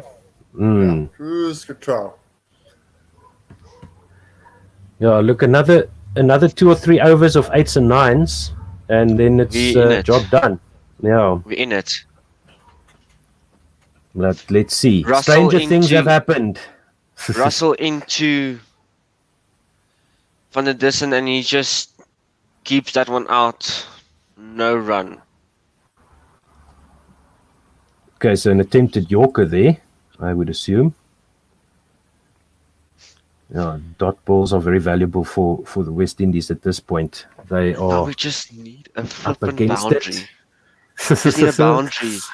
So Russell you've got into one. Van der Dussen, and You've Van der got the Dussen boundary. just works it on its way to square, to backward short leg for a boundary. 4 runs. Got Good the boundary. stuff. 2 balls to go. Just needed another 2 6s and we're there. Or maybe two 4s. 2 4s. And we're there. So, What about what about a staying- super over? Oh no! I can't deal. No. So it's and Andre Russell knows he's missed his line there. Rassie just Russell helped us running off his into chest. Van der Dussen, and Rassie just leaves that one. Yeah, good leave, I would say. Wide and short outside off stump. Maybe he could have chased after that, but really there's no need. I mean, if he'd lost his wicket with that delivery, we all would have said, "What the hell are you doing?" Yeah. I think he was thinking it might have been a wide over his head.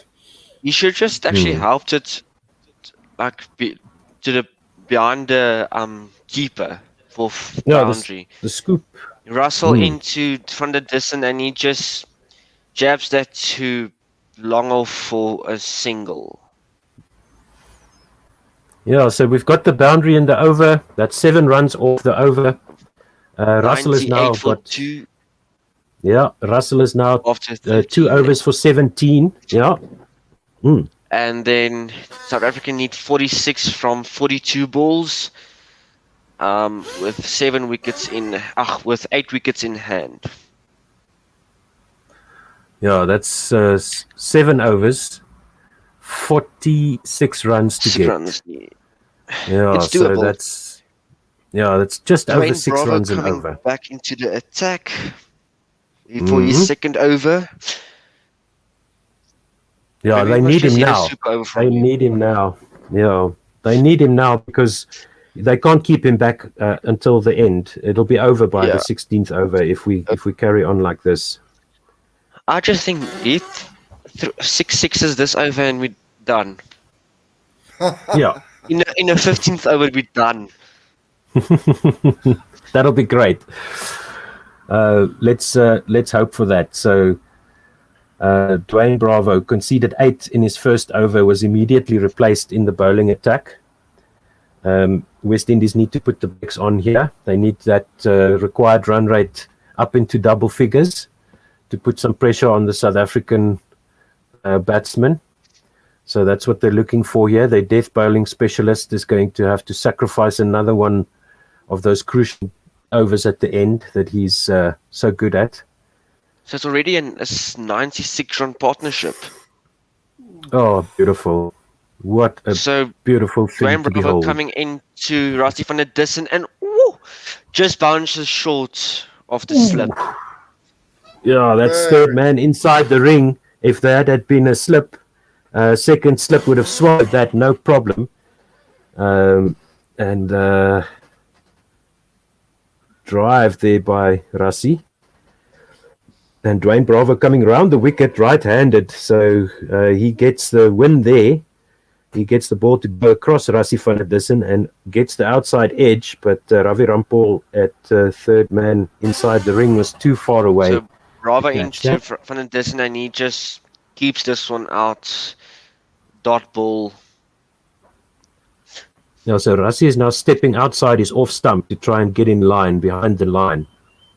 So what do you guys think of tonight's game? Next game, that's going to be amazing to see Pakistan beat the skin off New Zealand. Yeah, I'm Team Pakistan as well, definitely. Yes. After what happened, where they treated Pakistan, definitely. Mm-hmm. Bravo into van der Dussen and van der Dussen just blocks this to mid-wicket for no run. Yeah, Rassie is very circumspect against Dwayne Bravo. So they're playing right into Andre Russell's hands here. 27 dot balls from West Indies today already. Yeah, that's not bad. You see, they were short on the runs. If there'd been more runs on the board, they probably would have had a few more wickets Bravo by this into time as van der well. Dussen and he just nicks this to mid-wicket. Well fielded by mid-wicket, no run. Yeah, worked it off his pads there, tried to get it past the man there at short mid-wicket, but straight to Lendl Simmons. All along the ground, luckily. Van der Dussen is just wasting balls now, that's the thing. Yeah, he tends to do that sometimes. He's eating up a few too many deliveries, but if he gets going, there's no stopping him. Yeah. You must just go now for the big shot. Required rate now back up over 7. Oh, just nicks this to the gully for no run. No, that's quick single. They take a single.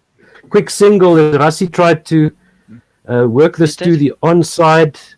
He got no bat on that, and it just hit him on his pad, squirted out to gully for a single. One ball to go in the 14th, and Dwayne Bravo, with that slower ball, completely flummoxed van der Dussen, but because he's coming right on round the wicket, that was pitching outside leg, because if that hadn't hit Rassie's legs, that would have been bowled.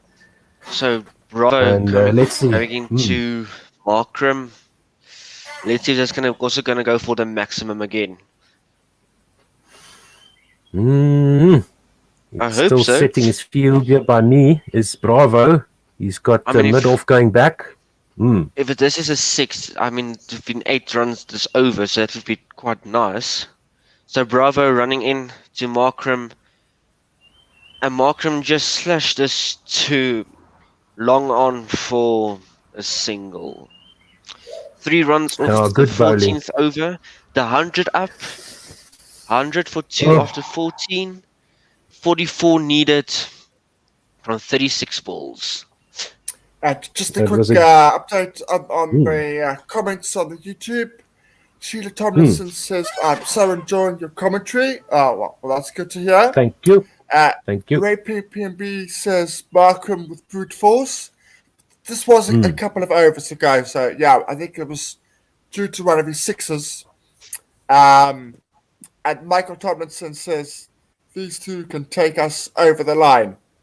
Well, we certainly hope so. Yeah. We certainly hope so. Sure. All right. 6 overs to go. 44 needed. doesn't sound too difficult. Let's see how difficult South Africa choose to make this. We can finish this Ravi in the Rampal. 16th over. We can finish this. 6 sixes this over, and then another 2 sixes in the next over, and then we're done. Yes, please. Ravi Rampal back into the attack. His final over. No, he's gone. He's bowled.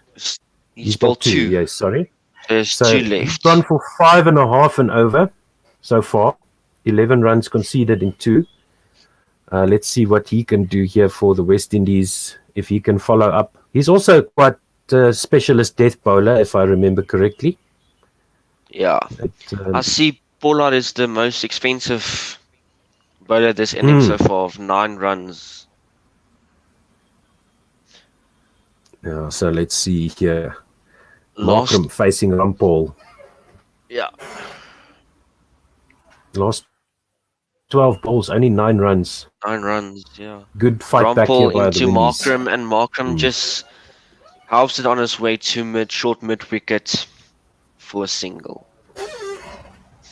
T20 cricket, lads, it's a funny game. It should be an absolute breeze, this. It should be a breeze, but you never know. Indeed.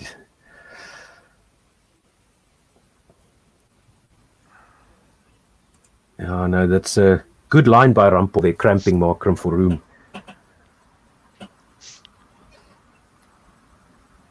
It's almost It's into Van der Dissen, and Van der Dissen just smashed this too long on for a single.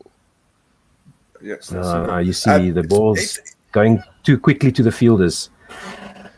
It's almost a situation where you actually want Rusty to get out so you can have one of the big hitters, the David Miller or Pretorius, to come in. I would rather prefer Rassie fix his strike rate. That will be better. and Markram goes for the maximum.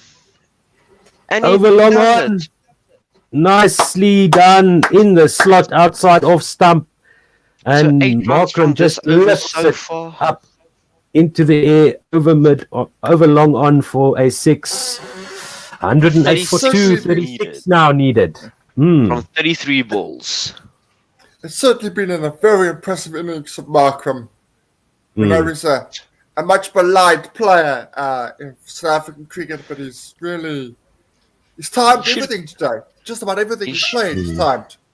He should be close to the 50 now already. Oh, no, 30. don't talk about that. Don't mention the milestone. Oh no, he's still he's still 20 runs away, but okay. Okay, 30 or 14. Jeez, like that's impressive. 200 strike rate. Oh yeah, just over 200. Yeah. So Rampal into Markram and just taps this over the bowler too long on for a single. Yeah, so 6 off the third ball of that over, and 2 balls to go. 9 runs already from it. 35 needed from 32. Geez, that Bravo over really made a huge difference, but a good right back onto the loud pedal here from the South Africans. We just need a 4 now, and that's it. Then we're on par. Yeah, we need Rassie to get onto 100 strike rate. That'll be great. Yeah. 29 or 40. And Rampal into Van der Dissen, and it's a wide. Pressure, So that's what pressure does to you. I'd say a 4, and then we are runnable. Basically, but then we have 1 ball to spare. So if that 1 dot ball maybe comes, we still at least run a ball. Yeah, run a ball from here should be okay. With the odd 2 and boundary thrown in. Yeah. So Rampal into Van der Dissen, and Van der Dissen just sweeps this to mid wicket for a dot. Oh. Yeah, that's job done in the over. No need to take any risks. Markram is scoring quickly enough for Rassie to just stay there with him. So already 10 runs from this over, last ball to come. Hmm.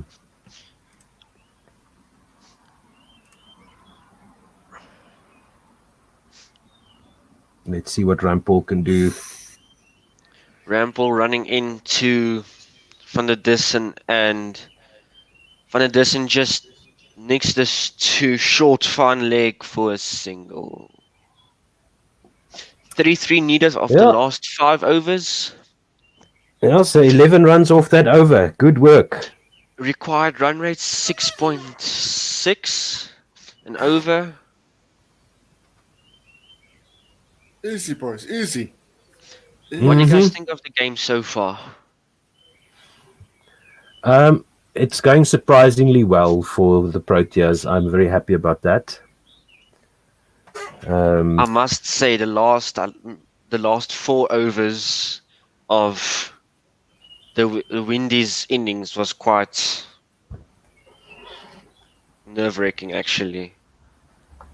No, they scored 48 off the last 5, so they almost had another low score, but they managed to do a bit of damage repair there in the last 5 overs.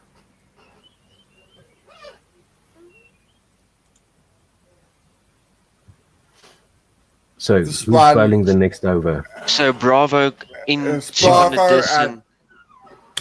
And Bravo just smashed this over square leg for a boundary. Oh, nice work there by Rassi.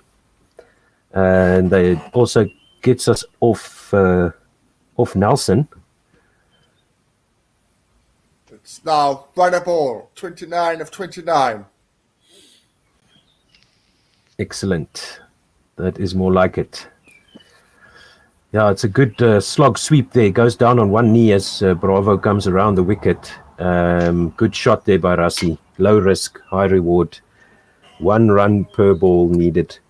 29 from 29. So Bravo into Van der Dissen, and Van der Dissen just slashed this over mid-on for 4.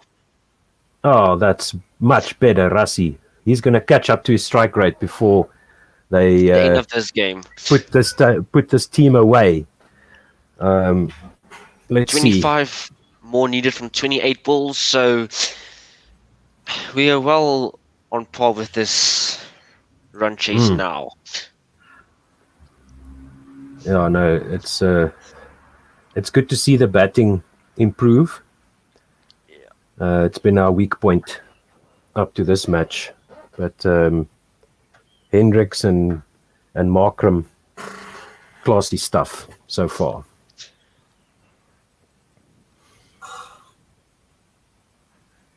Okay, so 28 balls to go. 4 balls to go in the 16th over. 25 runs needed. You can only perform well against your opposition. But I think West Indies have been pretty poor with the bowling.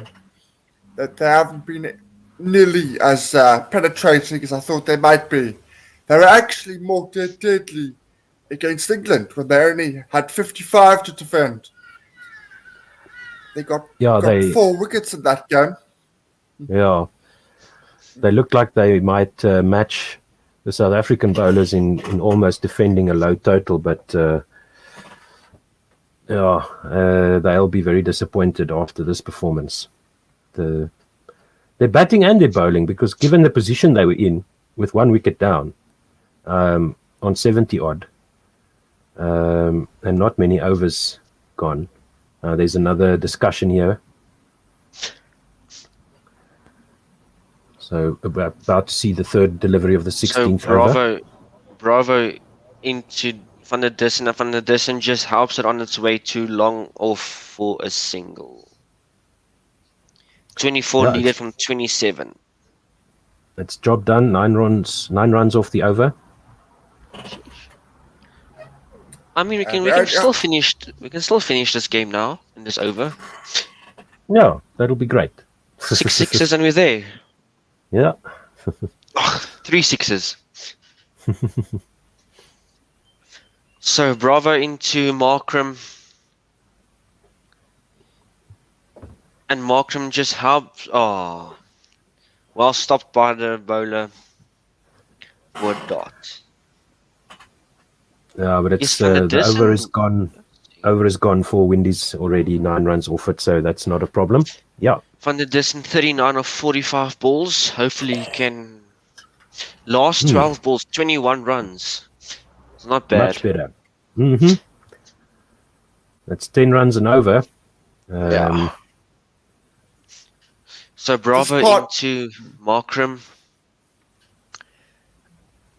And Markram just into the fielder at extra cover for no run. This partnership is 59 of 39. The difference. Yep. Yeah, it's good work by Van der Dussen, anchoring the innings, we could say, up to this point.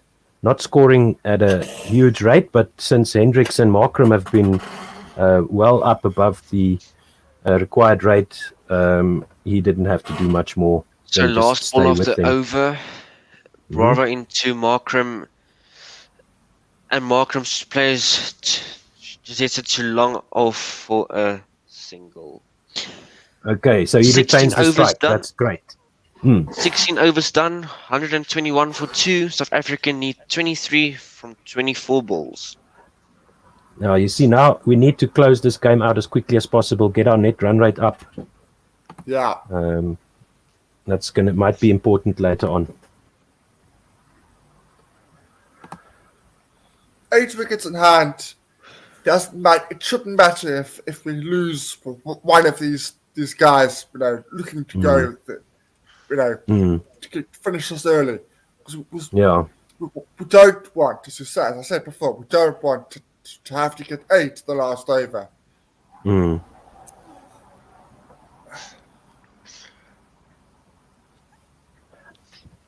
So 23, so that's well within range of finishing it in the 17th over. Yeah, 4-4's and we're there. 21 for 2, yeah. So 121 Russell to continue with his third over now. Markram facing the first ball of the over.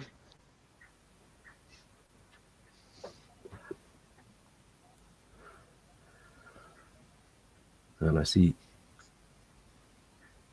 this feed of mine just cannot stay up.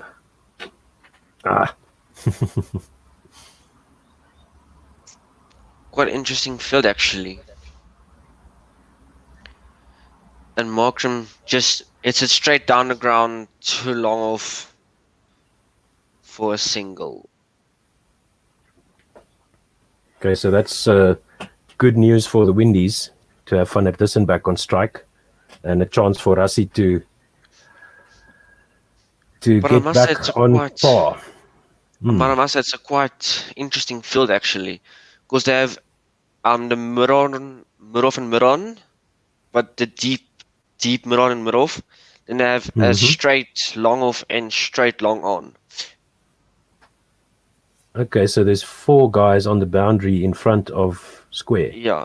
So Rassie just taps this over the bowler to deep mid wicket for a single. 21 needed from 22 deliveries. Yeah, so 1, 2, 3 for 2. Better than And 1, 2, 3 for 5. Behind. We're 1 over behind with the innings timer. Yeah, they've been having some conflabs, the West Indies, standing around and wondering where they Russell should place their fielders. Markram, and Markram just slashes this over too long on, well fielded for 2. So good running there. 4 runs off the over. Oh, that almost carried to a fielder, but the mid-off fielder had to run around the boundary there to get that. Good placement by Markram, we'll say. Yeah. Give him the benefit. Well fielded there. Yeah, running and diving there by Hetmeyer. Wait, it's a boundary. Yeah. Was it? His hands is on the ball while his feet is touching the boundary. Yeah. Oh, they're checking that now. Yeah, it's a 4. Yeah, I checked it and it's 4. Ah, It was very badly done in the end. Well done, I had Markram. my so So- he gets up and picks the ball up, and as he picks the ball up to throw it back, his foot is touching the boundary rope. Oh no. Markram just hitting this 2 extra cover for a quick single, and they are safely through. 16 needed from 20 balls. Oh, and Edmeyer is absolutely gutted there on the boundary. Inconsolable.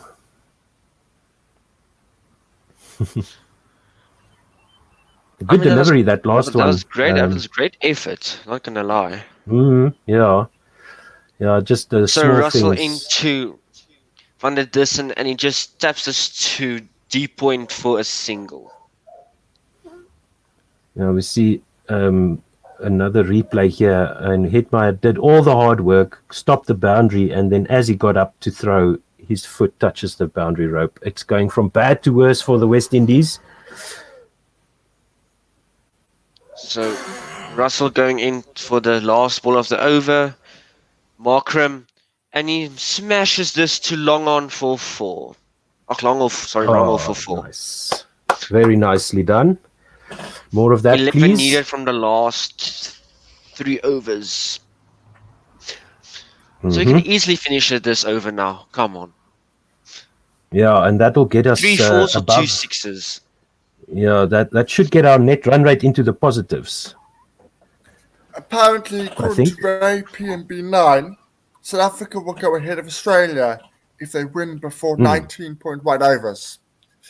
Yes, so there we go. 12 balls. 12 balls to get 11 runs. Yeah, thanks for 12 that balls. maths update. Thanks for that maths update, Ray. Good to have you along with us again. We are very grateful for all the support from all our listeners and viewers. We do appreciate it. Sheila comes in again and says, thank you for update as I'm learning more and more about how the T20 World Cup works. Only a pleasure, There you go. Sheila. Yes. We'll get you watching Test match cricket soon. 133 for 2. Bravo to bowl his last over. And he's gone for 19 off his 3 so far. He had that one good over and 2 not so good ones. West Indies. No, that's not a comparison. So they won 43 for 8 after 20. 11 from 18 needed. 11 runs from 18 balls. So Bravo running into Van der Dussen. So let's see what Van der Dussen is going to do.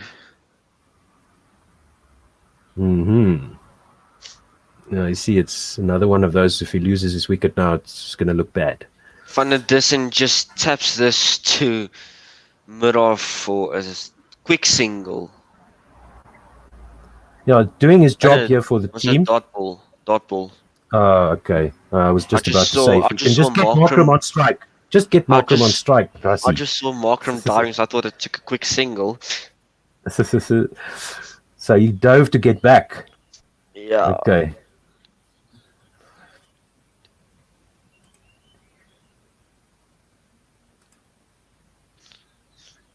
That could have maybe been a quick single, actually.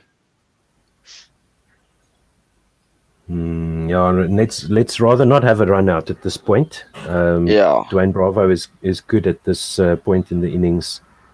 Let's show him Bravo just into the Van der correct Dussen. amount of respect. And Van der Dussen just helps it on its way to back foot point for a single. So Markram on strike. That's it. That's what we need. 10 runs from the last 16 balls.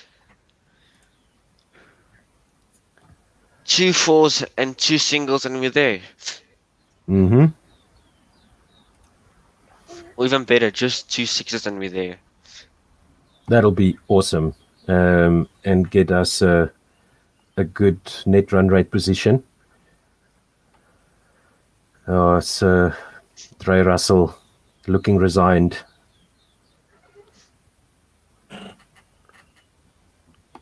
So Bravo into Markram, and Markram just helps it on its way to deep cover for a single. It's a good delivery. Markram gave himself room. No, that was the previous delivery that I'm looking at. Sorry for that. Yeah, so Van der Dussen looking to give himself room outside leg stump and then just got cramped for room there. Singles from here will still get us there before we cross over the net run rate without passing Australia. But the sooner we get this done, the better. I see Mark Miller is getting ready on the side for no reason. Yeah, what are you doing? Into Van der Dussen, and it is kind of wide, but he went for it, but dot ball. Yeah. So he's trying to get Van der Dussen to chase a wide one there. Yeah. Rassie going for it, but not connecting. Geez, that'll be horrific if we lose from this position. Even I don't think we're going to lose. I often think we are, but I don't think. So Bravo, I see the wicketkeeper standing quite close, to the wicket. So Bravo into Van der Dussen, and Van der Dussen just works it off its pads to mid-on for a single. No, that's good by Rassie. Just keep rotating the strike. No need for any extravagance. But Rassie is taking the strike and the strike next over now. Yeah, that's okay. From this position, it's fine. It will be. I think I'll be disappointed if we don't make it in that 19.1 over mark. So Bravo, last ball. Bravo into Markram, and Markram just takes us to mid-on for a quick single. Yes, so he's on strike. So Markram Okay, on cool. strike, 7 needed from 12 balls. Last 2 overs.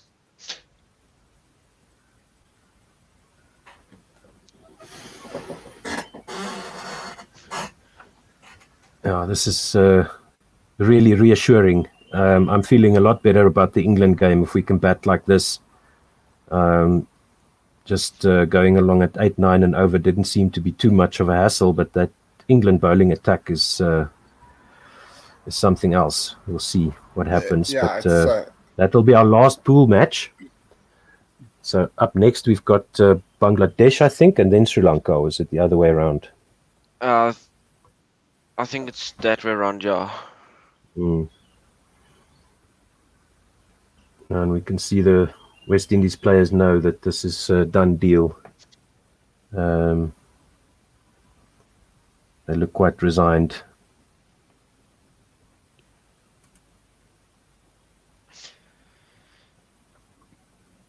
Taking their time now, eh? Yep, and they're falling behind the over rate even more. Having long discussions, the West Indies. I guess they've got to come up with something. So, Russell entering his last over, 29 of 3 already. No, he's been expensive. Over 8 runs and over about. Yeah, over 9. Yeah, he's gone over 9 runs and over. When you're defending 7 odd and over, that's not ideal. Russell going into Markram, and Markram goes for the maximum or too long on, and it's a 6. 1 needed from 11. 1 needed from 11. Well done. I reckon Yes. the West Indies were behind the overs. They wanted to finish as quickly as possible. Yes, so the over rate. Didn't want to get punished. That's one way of doing it. Just like Imagine that, throwing a game away just to not get penalised for over rate. Sheila asks, when is the next game? South Africa's next game is on Saturday. Yeah, yes, at 12 p.m. South African time. That's GMT +2. You can go on to 1WSR.com. Our schedule is getting updated there. And there's some links to the podcast so up Russell on there into as well. Markram, and Markram just pulls this to middle for a Yeah, single, pull shot. and That's that's it. the game. Yay! We Won win. by South Africa, won by 8 wickets. Oh wow. That's Oh, that's good. that was ridiculously easy. I can't get over how easy that was. Yeah. Markham 51 of 26 and Russell for the dozen 43 of 51. Very, very good. Very, very impressive. Yeah, good work with the ball by South Africa. Windies getting off to a flyer, pulling it back, and then a bit of a acceleration at the end by West Indies, but they only managed to get up to 143, and South Africa chasing it down with 10 balls to spare. And very good innings by Aiden Markram. That's a very promising sign for South Africa if he gets back onto form.